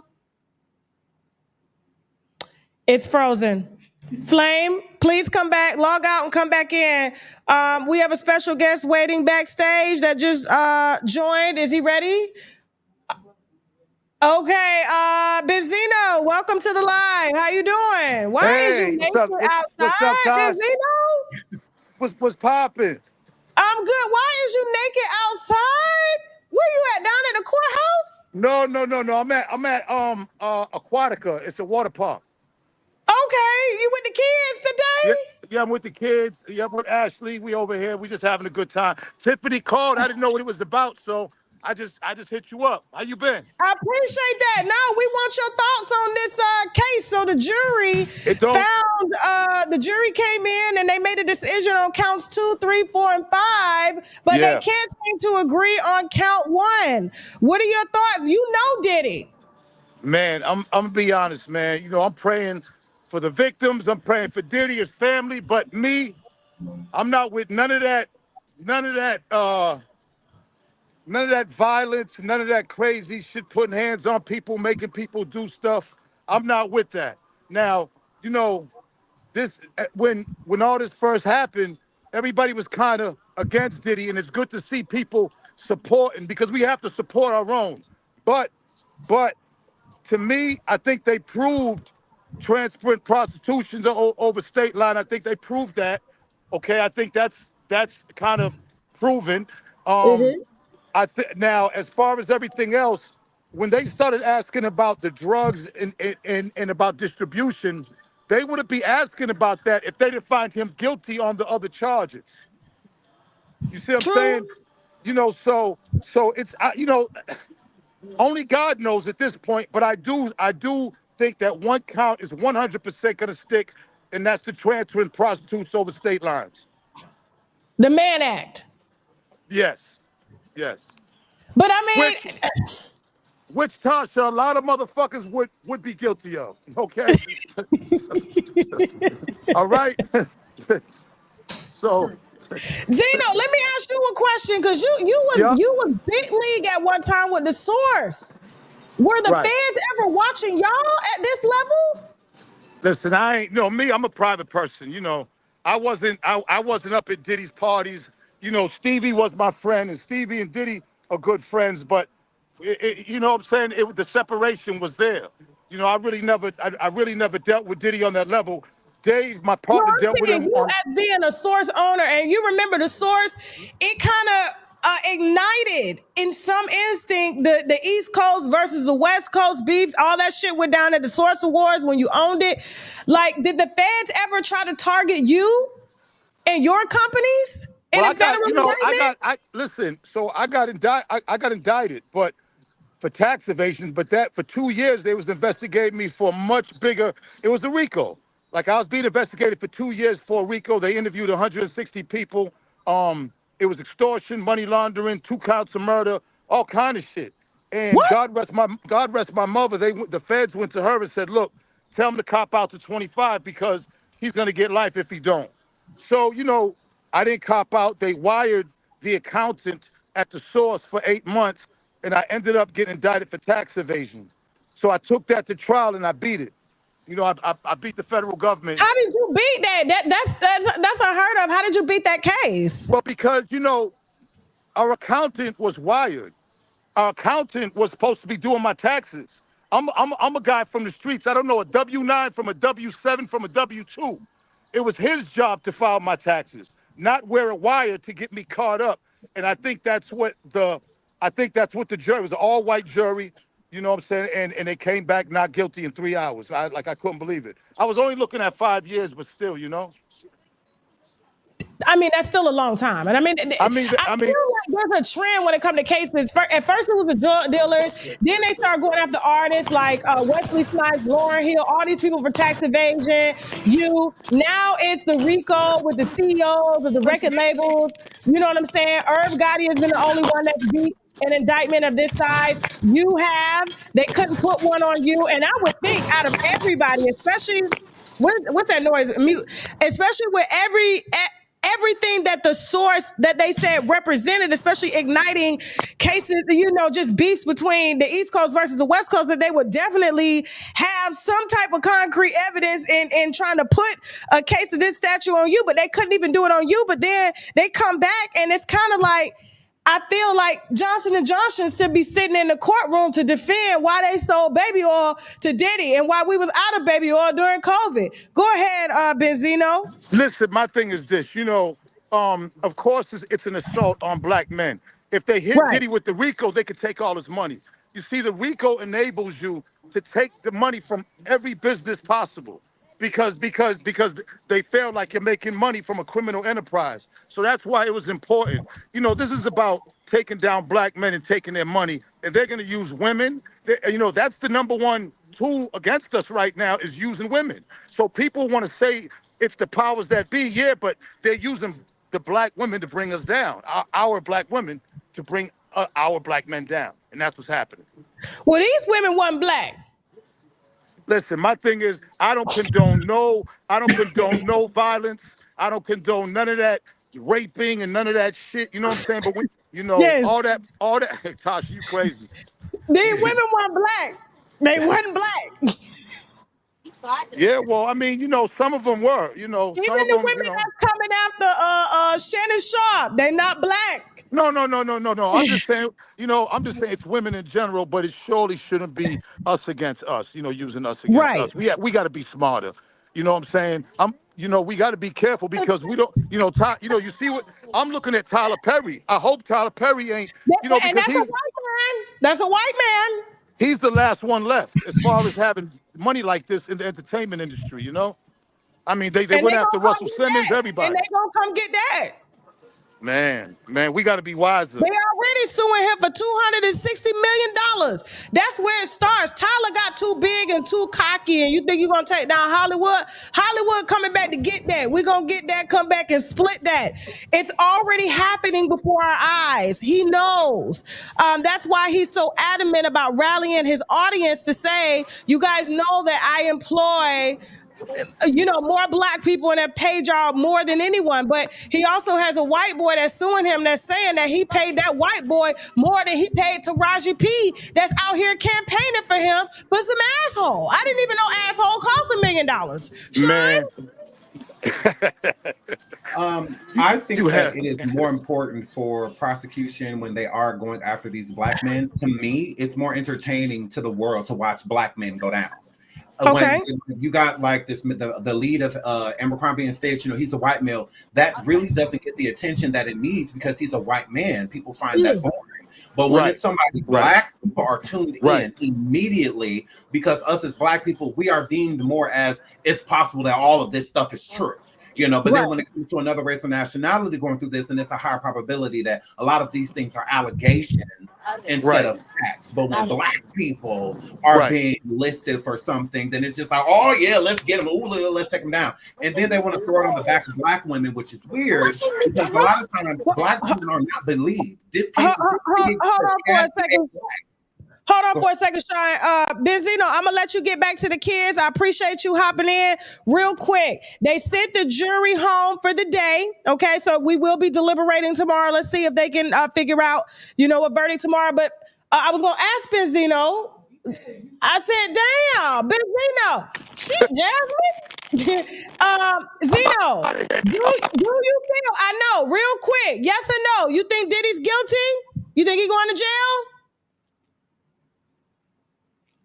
Damn, he gone. It's the second person this don't happen to. Shit, I appreciate it. All right, bye, Zeno. We'll have to bring him back tomorrow. He out with the kids. That's what's happening today. All these you know what my irritation is with my industry friends? They don't take life serious at all. I mean, that's a good thing. But like, if I tell Ray J 2:00 and he called me tomorrow, oh man, I got caught up in something. I'm coming. Well, what time is that? I'm coming. He ain't nowhere to be found. And then he gonna call me tonight talking about let's go live. Right. Correct. When you about to lay down. Like you I'm about to lay down. I don't do 1:00 in the morning. I got kids at the house that I gotta be there for. So I apologize, Winos, but this is what we've been going through all day. That's why I be liking the serious people like us because they asses be out partying. Ray J only up during demon time.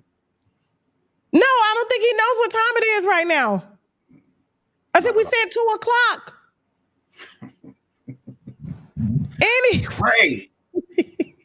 But that's crazy. Shout out to Benzino for coming through. Shout out to Flame Road for coming through. And tomorrow we got a lot more lined up. However, Jasmine, play a clip from Rico real quick. Do we have any clips from Rico? Did you watch that interview, Sean? Hold on for a second, Sean. Give me a second. Yes. Sean, did you watch that interview with Rico? Yes. Before I gotta hurry up and get in for Jasmine. I know. Jasmine be like, Bobby. Jasmine be quick on the draw. Jasmine like, okay, come on, boom, boom, boom, boom, boom. Love Jazzy Bay. I'm like, can I please? Okay. And what did you think of Rico? I think that Rico has some explaining to do. What type of explaining? Rico was a sex worker. And so for Diddy, he serviced Jane Doe, okay, and got $5,000 a pop for serving Jane Doe for 3 hours, sometimes 4 hours, 5 hours. Yeah. What kind of first of all, let us hear from Rico real quick. Then I want your thoughts, and then we're gonna take some more viewers, and then we're gonna wrap this up for today for our live jury watch. We'll be back tomorrow. It'll probably be all day tomorrow. So hopefully you'll be able to join us tomorrow too. I know we're working the shit out of you. But yeah. Go ahead. We're gonna hear from Rico. And it should hurt. Was there any condom worn or anything? Yeah, I wore a condom. Did they ask you not to? He asked me to come up with it, and she was like, yeah, I'm cool with that. Now, there was some testimony in the court where one of the male sex workers said that they felt like Diddy and Cassie would go into the next room and Diddy would lick the semen off of... What? I can't believe you're not listening. Oh, God, no way. I ain't see no shit like that.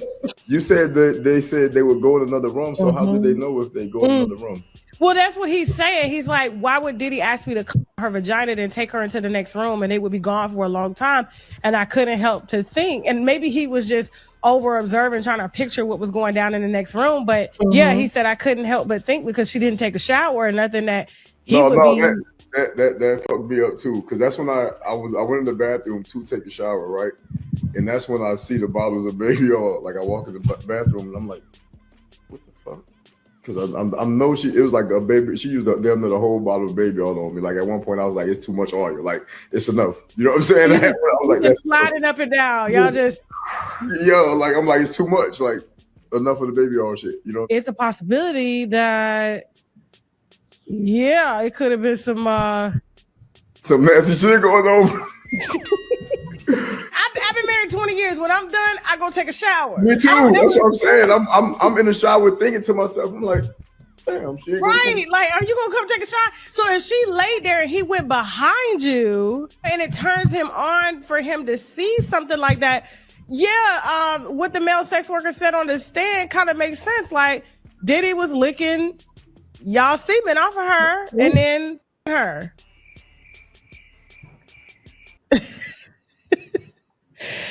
That interview is available now on TashaKLive.com. It is unpermitted for YouTube. So is the interview with Dave, the other freak off worker. And trust me, it'll be the best $12 that you've ever spent in your life because it goes down over on TashaKLive.com. Remember, it used to go down in the DM. No, it goes down on TK Live, okay? Sean, what are your thoughts on that? Then we're going to hear from some of the viewers.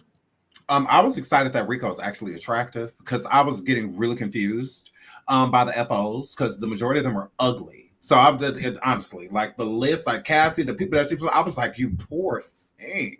Like, my God. Like, it is like it was just getting worse and worse. So he is a nice looking guy. So, shout out to him for that. But I wonder what I really want to know from these freak offs. Did y'all feel like gay in the room with him? How did it make you feel like where did your mind go to trying to perform with a male there and you are the object of his affection, not the woman, because he can have her anytime he wants to. You are what he's interested in. He's not interested in the female. So how did that I want to know, like, how did that make you feel knowing that? Because to me, how I feel like Diddy does these FOs, in his mind, he is the woman. When he is doing the production, when he's telling them what to do, how to do it, I think that since these men, because Diddy likes straight men, I think that Diddy is attracted to heterosexual men. So the whole point of it's not a swinging thing, a voyeur thing to me. It's a Diddy trying to vicariously live through the woman and her sexual experience with a male that would never go after him. So that I think that's his fantasy within that moment. So how does it make them feel knowing that you are the desired one in the equation, not the woman? That's why they're just a dime a dozen. You don't care. Dave did mention in his interview that's on TashaKLive.com now that there was a time that Diddy kind of sort of asked him if he was, no, I think it was Rico. It was Dave. And Dave talked about like Diddy going down on Cassie, but he went down on Cassie in front of him and he made sure that his butt was backed up to Dave. Correct. And every time like Dave would move to see Cassie. Diddy would move so his butt would be in the view of Dave. Mm-hmm. Diddy wants to be a light-skinned or a beige woman, an ethnic or exotic woman. That's why he has a type when it comes to the FOs, not just the type in general. When it comes to the FOs, they all are similar looking to Cassie. So with the baby oil and body oil and lube and whatnot, with the bodies glistening, that's a part of the fantasy. That's a part of his fantasy. He wants to be glistening. He doesn't like ash or anything on himself. So that's why he makes sure that the woman and the male are both like overly done with the oil, so that the fantasy that he has in his mind, he could truly live out within that time, because he has done things with men. That's not allegedly. No, he absolutely have done things with men. Like How do you know? How do you know, Sean? How do I know? Yes. Besides the 4 lawsuits of men that have come forward that have True, and I've been waiting on the details of those lawsuits, but they haven't been uploaded into the system yet. I was trying to bring that information to this live, but they're not live in the Los Angeles Superior Court. So hopefully by tomorrow, when we're deliberating, we get to go and see what do some of those men say. I know one that's in jail say he was sodomized by Diddy, and it is on record that Diddy went to see him, and it is on record that Diddy offered him a settlement of $2 million to drop his case because he was suing Diddy and is actively suing Diddy. And so Diddy was like, hey, come take this money now. He said that he was sodomized by Diddy at a party years ago. Well, Jonathan Oddie, one of the men that sued Diddy back in the day, the reason why Diddy allegedly settled so quickly with him, it wasn't due to the herpes allegation inside of the lawsuit. It was actually because he admitted that he and Diddy were having consensual SCX with one another. And Cassie was definitely there while it transpired. That's why it's hard for me to really rock with what Cassie's saying throughout her testimony, because she is leaving a lot out. I think that she is aiming things to help the prosecution arrest him, but not telling the whole story, in my opinion. I think that it got way freakier than what is led on, because I don't think, again, some people may be embellishing and not necessarily telling the truth when it comes to lawsuits, but I do think that these men are telling the truth, and why they don't come forward. This is why, because they're not believed when they do. If he's watching his alleged girlfriend sleep with all of these other men, and they were fairly in shape. These men were Tyler Perry style men. Yeah, but what interest would you have in that woman then? My woman to me is going to be sacred. Most men, especially heterosexual men, their women are sacred to them. They'll go out in these streets and be with all type of, loose women. Is what they'll go out there and do. But when it comes to what they have at home, that's usually sacred, whether it's their wife, girlfriend, fiance. They usually don't want to watch. Very hypocritical of men that they go out and they hit everything else, but then they want us to stay in the house and wait for them to bring back what they done got from that hoe. True, that it is extremely hypocritical. They could cheat 50 times. You cheat on them one time, then all of a sudden, they've been hurt. You got to die. The house on fire. Like all of that. I just one time is all it took. It is a double standard. I do agree with that, but I do think that with Diddy using these women like that, the Jane Does, the Ginas, the Cass. Oh, did you hear that Gina was on TMZ? Yeah, they caught her down there at the Whole Foods in the parking lot, saying that she wasn't scared of Diddy. She can't wait for Diddy to get out because Diddy finna pay her. Well, she's still Team Diddy, and so is like Carisha and all of them, because they're they waiting for Poppy. Go Poppy to come home. Yeah. Yes, they are. Okay.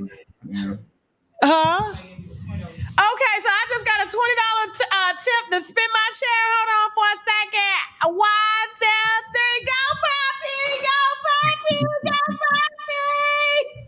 I need a go Poppy sign for tomorrow. Jasmine, can we make one, please? I'm gonna have it up. Go Poppy. Sis Carisha, girl, you were supposed to be out here out of everybody saying go Poppy. She know better.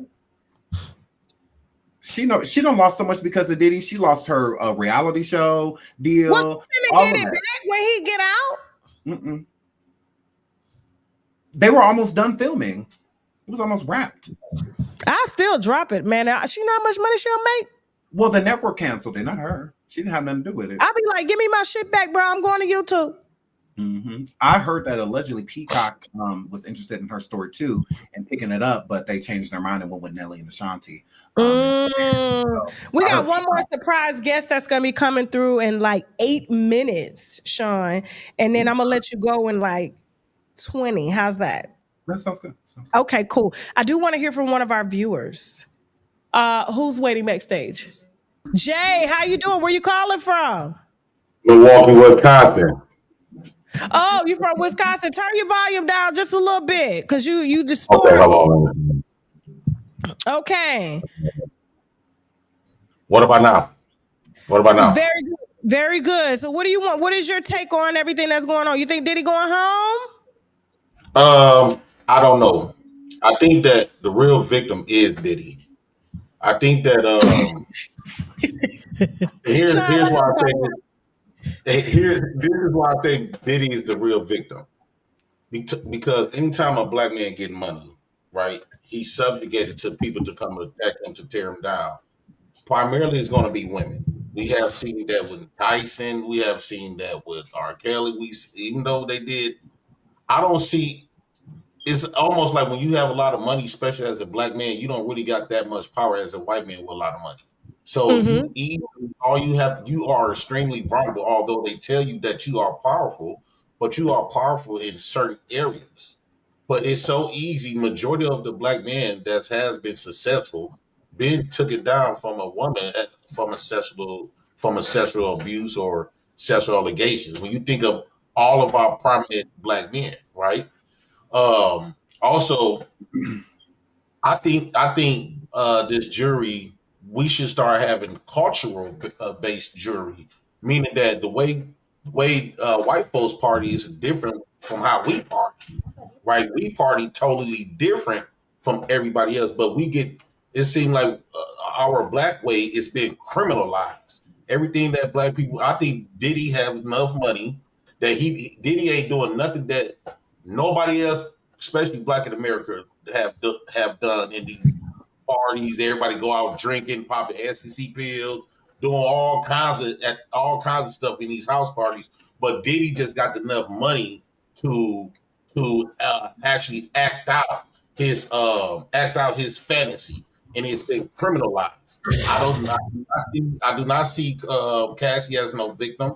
Only time I see a woman or a man a victim, if something happened, I wish we go back to the old school victims. Something happened to you, you call the police, they investigate, they find out, you get it done right then and there. Boom. Okay, I'm okay with that. But if you participate in crimes, not 1 week, not 1 month, not 1 year, 5 years, 10 years, 20 years, you are no longer a victim. This is how they took down Bill Cosby, right? And then people coming out sorry I lied. So I do think that Diddy probably done pissed off somebody, and they trying to show him the lesson, right? And they got many ways. And it's also one of my last points is this. This is very intimidating to black men that want to inspire to be somebody. Because all I see, every time a black man becomes somebody, it seems like they use our very own women. It don't have to be just our race, but just women in general. It's like booby traps. We always get taken down.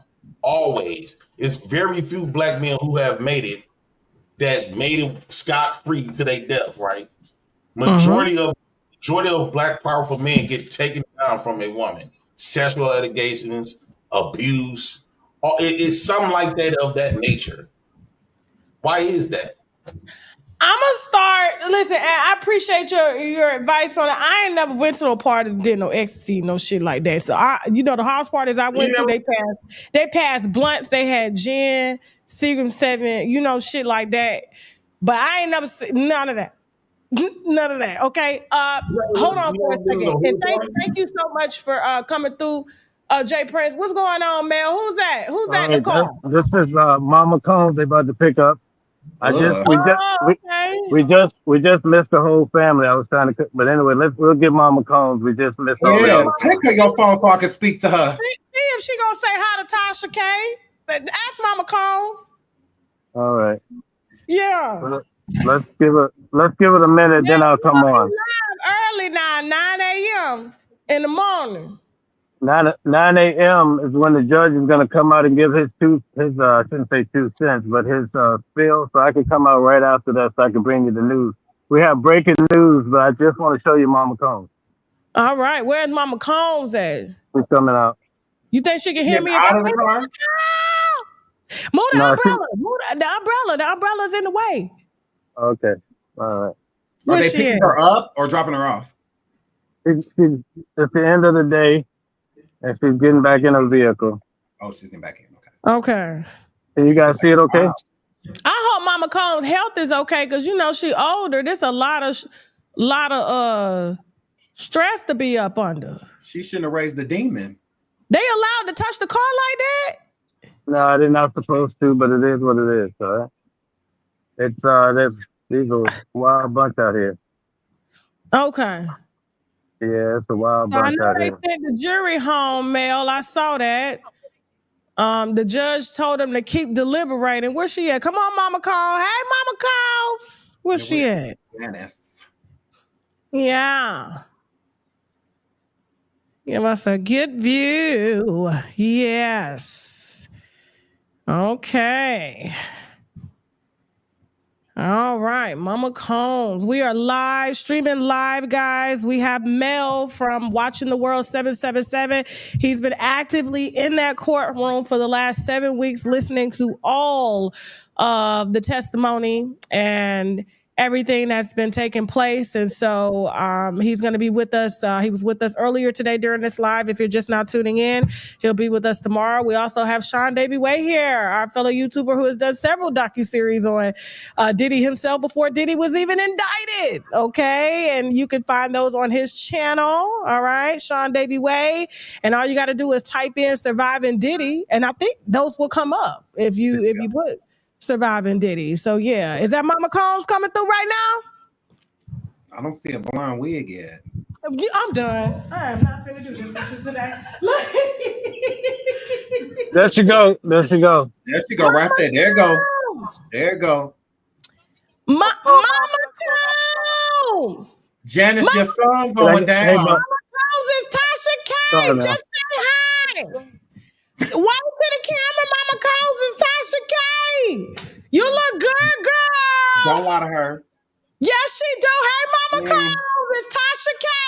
Say Janice, hey, you look a mess. You look a mess, Janice.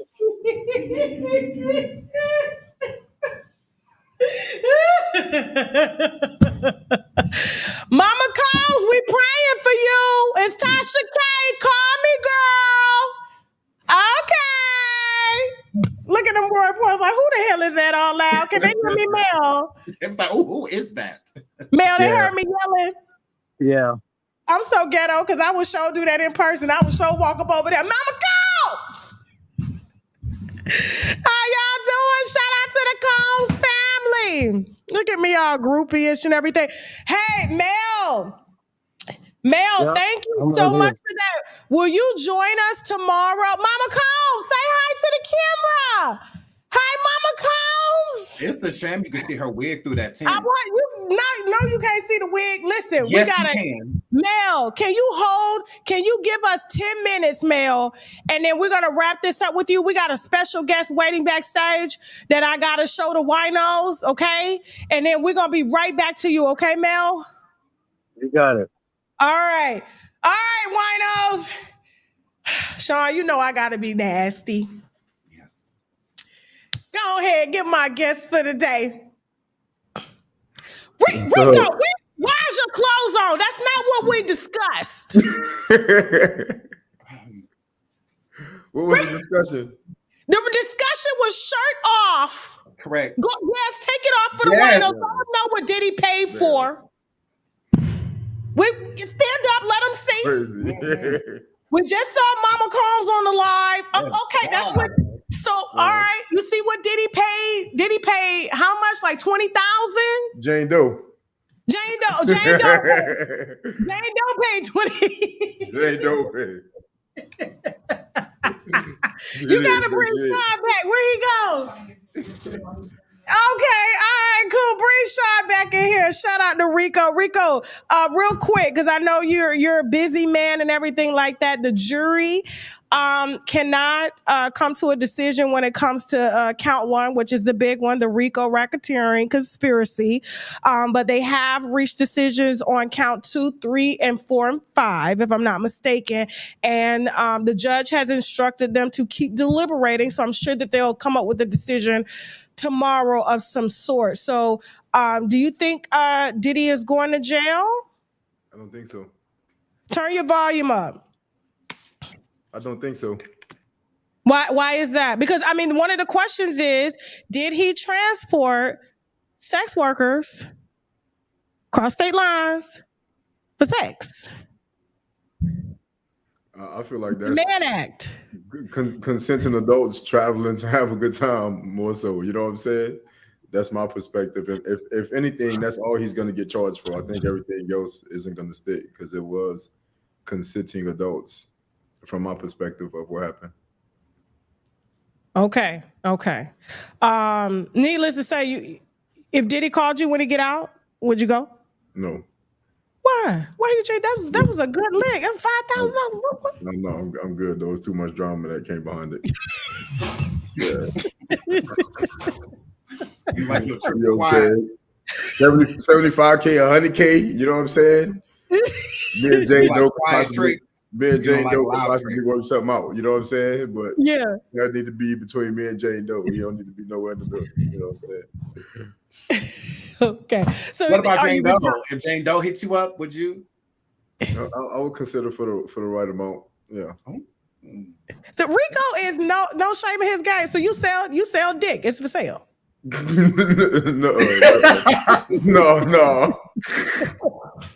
No, he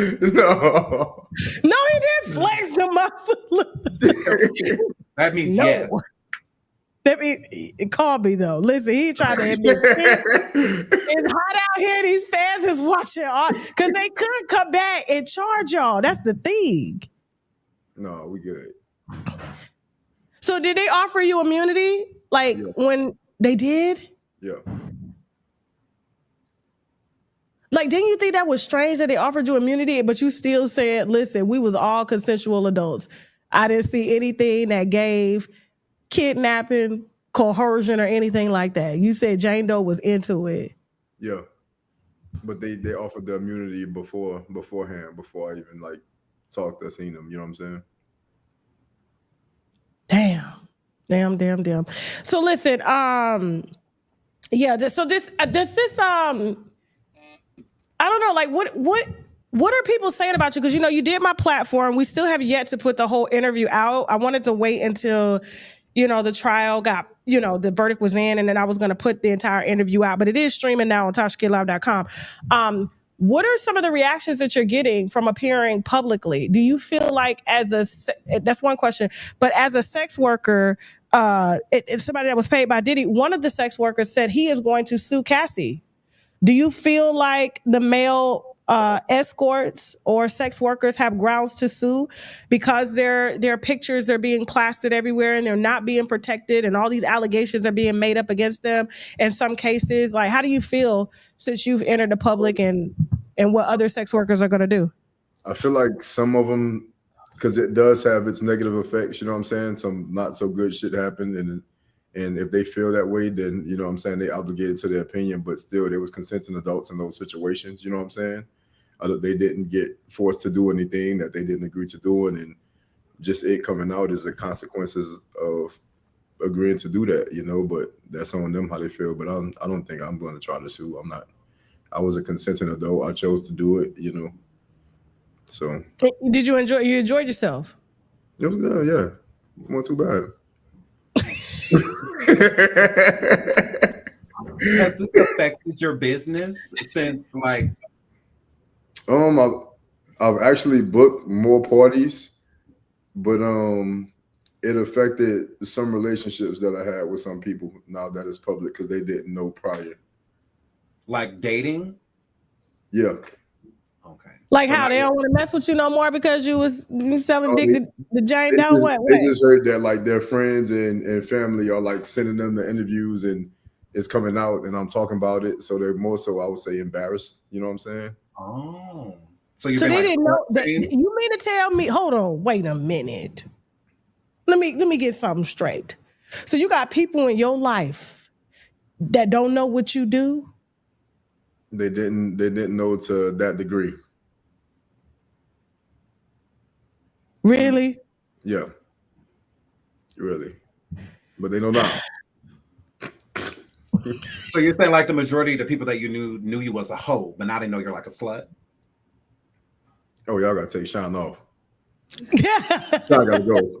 I'm just saying, like, because I mean, if it's out there, it's out there. You know?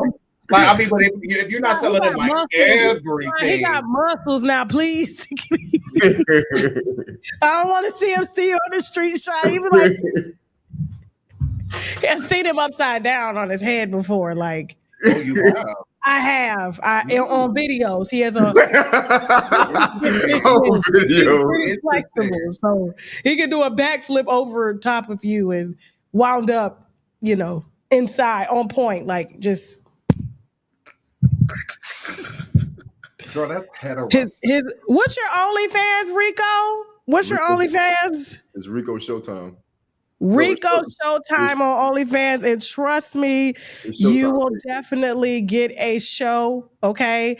And but I wanted to say, so I know you said that you don't ever want to get married, but I mean dating. Do you feel like this is going to mess up your dating life now that you have publicly come out? Sort of like what women go through, how they be, like Sean was saying, like slut shamed for what they do in the bedroom. No, the people that fuck with me regardless. You know what I'm saying? And they knew. A couple of them knew. So it is what it is, So it's like a confidence booster? I wouldn't say that. I wouldn't actually say that is not really good, but it is what it is. You know what I'm saying? Okay. Well, listen, I know, we only have a short time with you. What do you want to say to Diddy and his team if they are watching? Because I know you said that your testimony did not go in the direction that the prosecutors wanted it to go, and that's why they didn't put you on the stand, but they did mention you in court when they were cross-examining Jane Doe, 50 Cent baby mama. What do you want people to know, or his team?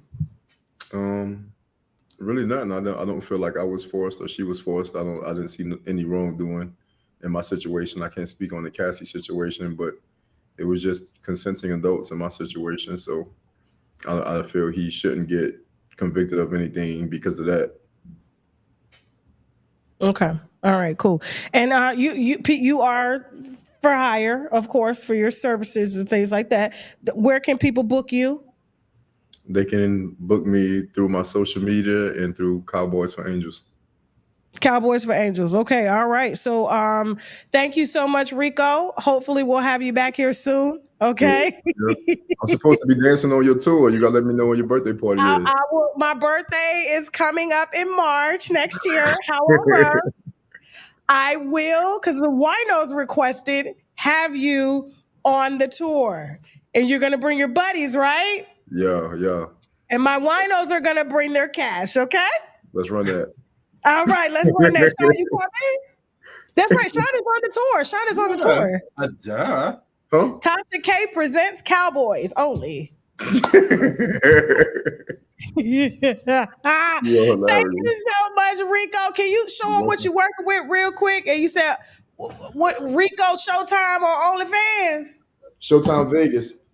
Showtime Vegas. All right. There it is, y'all. If y'all want to see more, where is Shaq at? Shaq is right here, and he gonna drag me down the hallway like Diddy did Cassie after this show. Okay? All right. Thank you so much, Rico. I ain't got no hair he can hold on to. Oh my God. Bye, y'all. They know I be laughing about everything up over here. I don't even give a damn, okay? So listen, you said Rico for hire, just give me 20 million. I'm done. Rico like that, ain't he, Sean? He can get the bag. He could little piece of something. I got $20 over him. Diddy got excellent taste. I said that. He wanted him. He wanted him. Diddy wanted him. But I think it's interesting that all of the people that were, escorts for Diddy, like the men, none of them feel like he did anything wrong. That's interesting.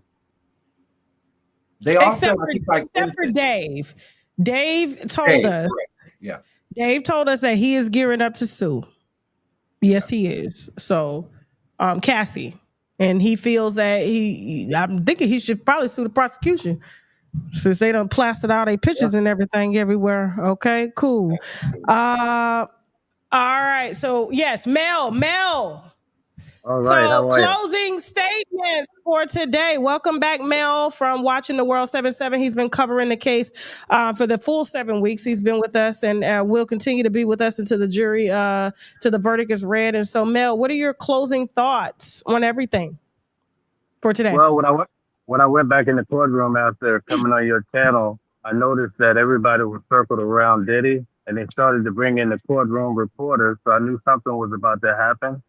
And also they were passing around notes trying to figure out something. So anyway, that's when they came on and they said that the jurors had come to a conclusion on 4, but they couldn't make a decision on racketeering. They did say that the jurors were heavily unpersuaded in both directions to make it seem like it's a big clash going on.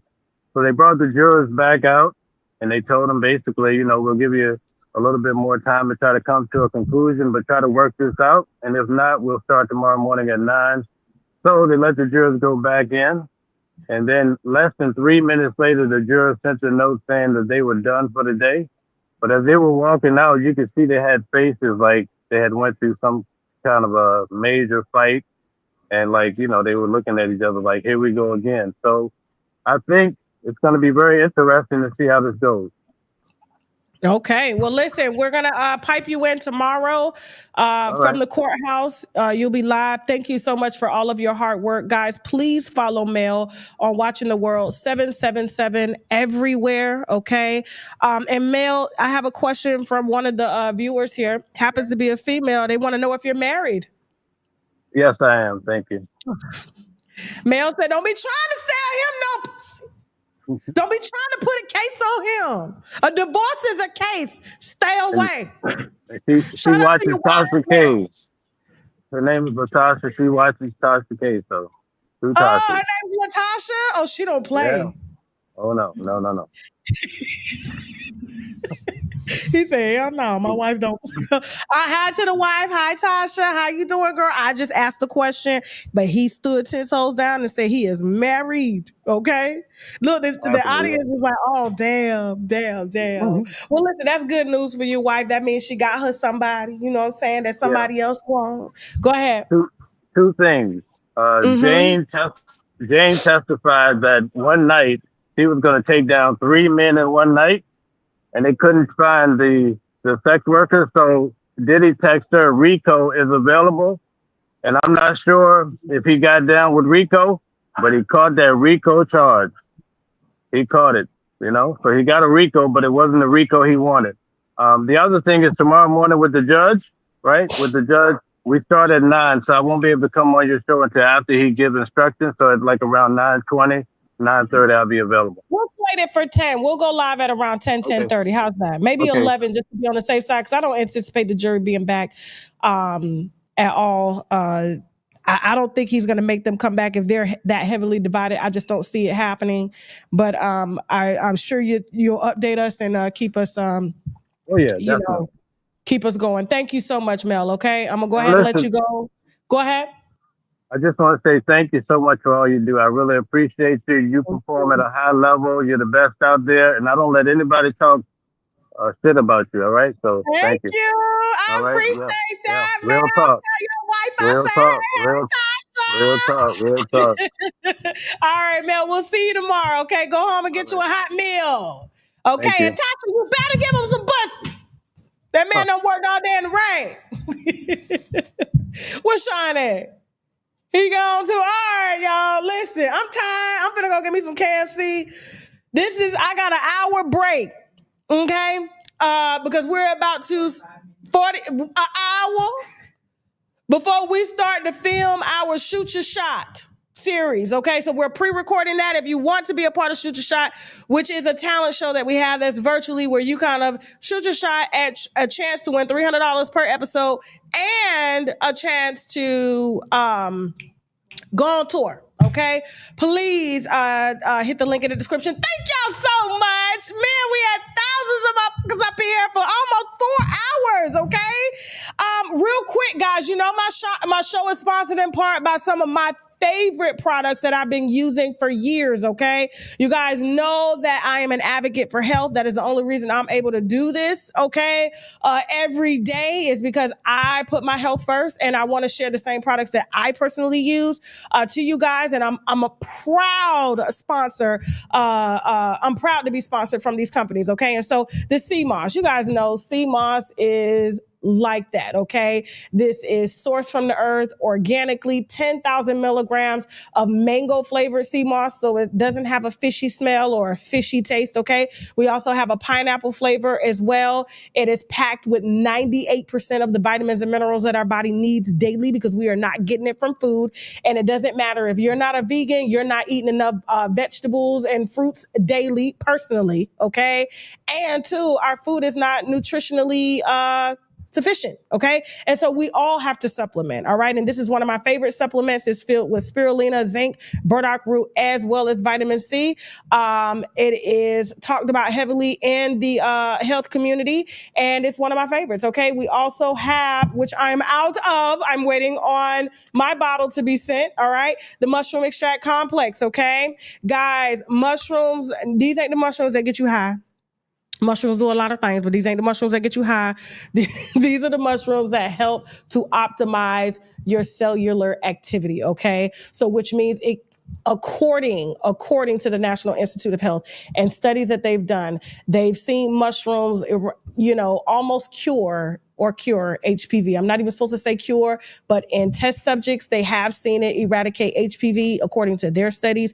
They've seen it eradicate cancer on site, a lot of things, okay? And so, listen, I'm not a doctor or anything like that, but I do take the time to read a lot of medical literature, and these are things that they're printing. Of course, none of this is evaluated by the FDA, but of course, the WHO and the National Institute of Health do test things like this, okay? And so mushrooms came back high on the list. I mean, and of course, we all are subject to cellular damage and things like that. And so having naturally extracted things that come from the earth, because our bodies come from the earth, to supplement us. So in case we do come down with something or we catch something or our body, starts to go do different things, guess what? We have the vitamins and nutrients as well as plants, herbs, and roots to help fight things when they do come on. Okay. And so if you are not a fan of the gummies, you can do the mushroom Vitamix powder, okay, which is similar to HCC,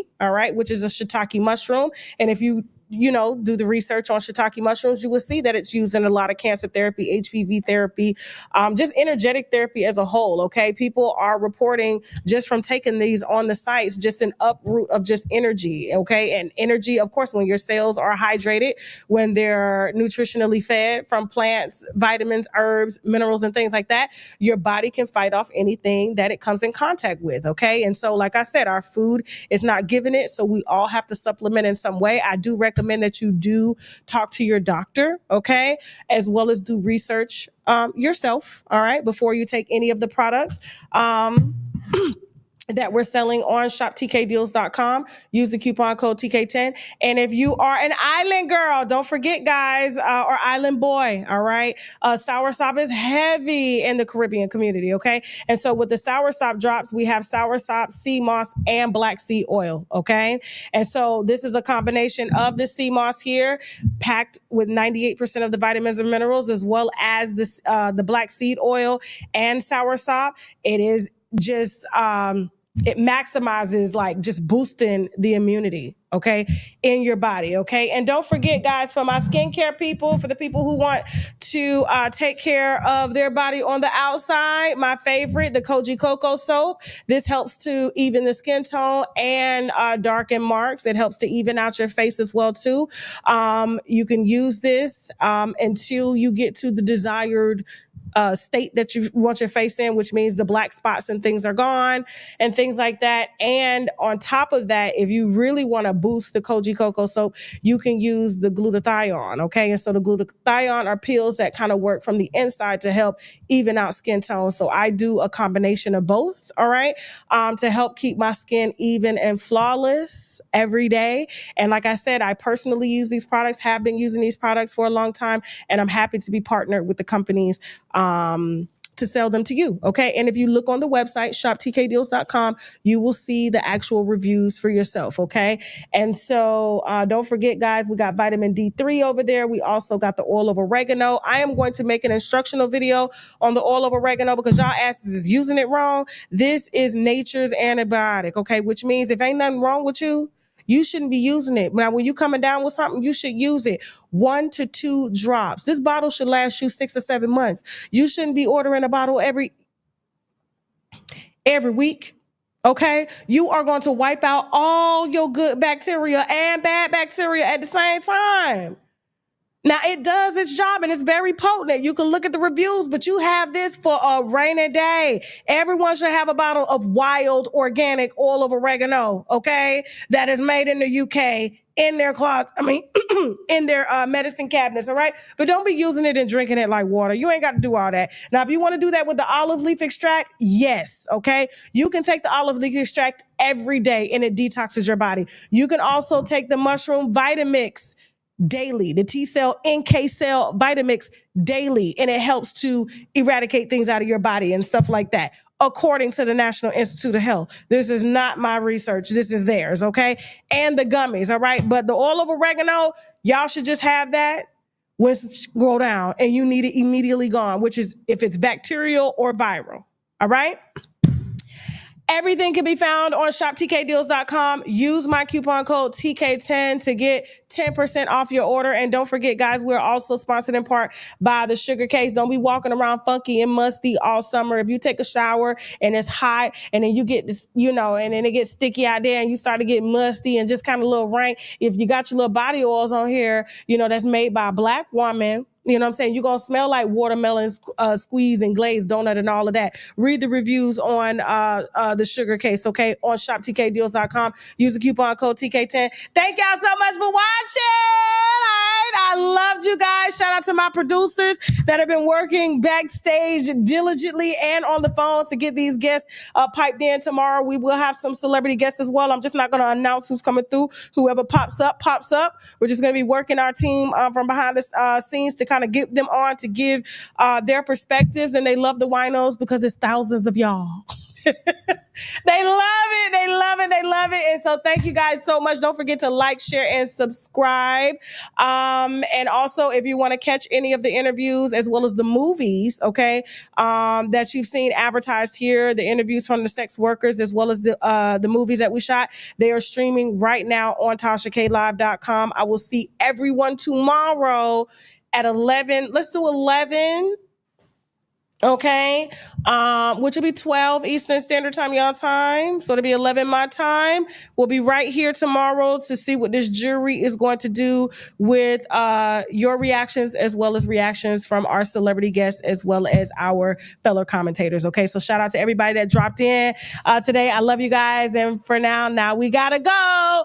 Bye. Student loan discharges in bankruptcy. Most people will tell you it's impossible. Even bankruptcy attorneys will tell you that. But guess what? We just got 2 discharged a few weeks ago, and we're going to get a lot more. So if you're struggling with your student loans, you may be able to discharge those through bankruptcy. So you should just give me a call, and let's figure it out. He was saying some awful things. You bitch. That coochie is just oozing. You my old lady. In the name of the holy light, I cast you out. Leave this man and never return.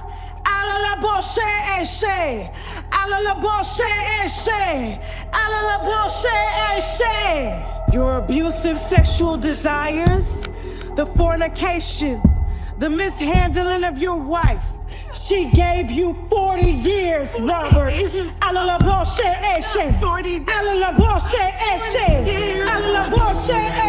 40 days. In the name of the holy light, I cast you out. Leave this man and never return.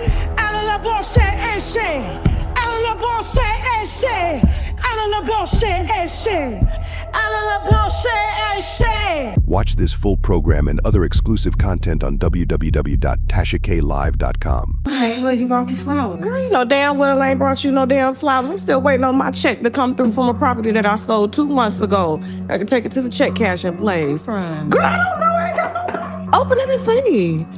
Yeah. Thinking of you.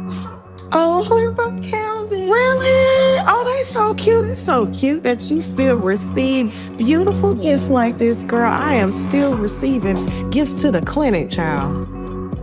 Your baby daddy. What's that's wrong why? with it? No, that's why you still going to the clinic, because your baby daddy. I'm supposed to go to the clinic. That's my baby daddy. That's the problem. There's 2 clinics that I go to. That's why I'm trying to put you on the abortion and the STD clinic. I stay there. No, Tasha, no. Why? I'm trying to give you a wholesome man. Kelvin's brother. What you know about wholesome? And Kelvin's brother, girl, no, I need a nigga to burn me. See, I need him to have an experience with fucking, okay? Listen. Watch this full program and other exclusive content on www.tashaklive.com.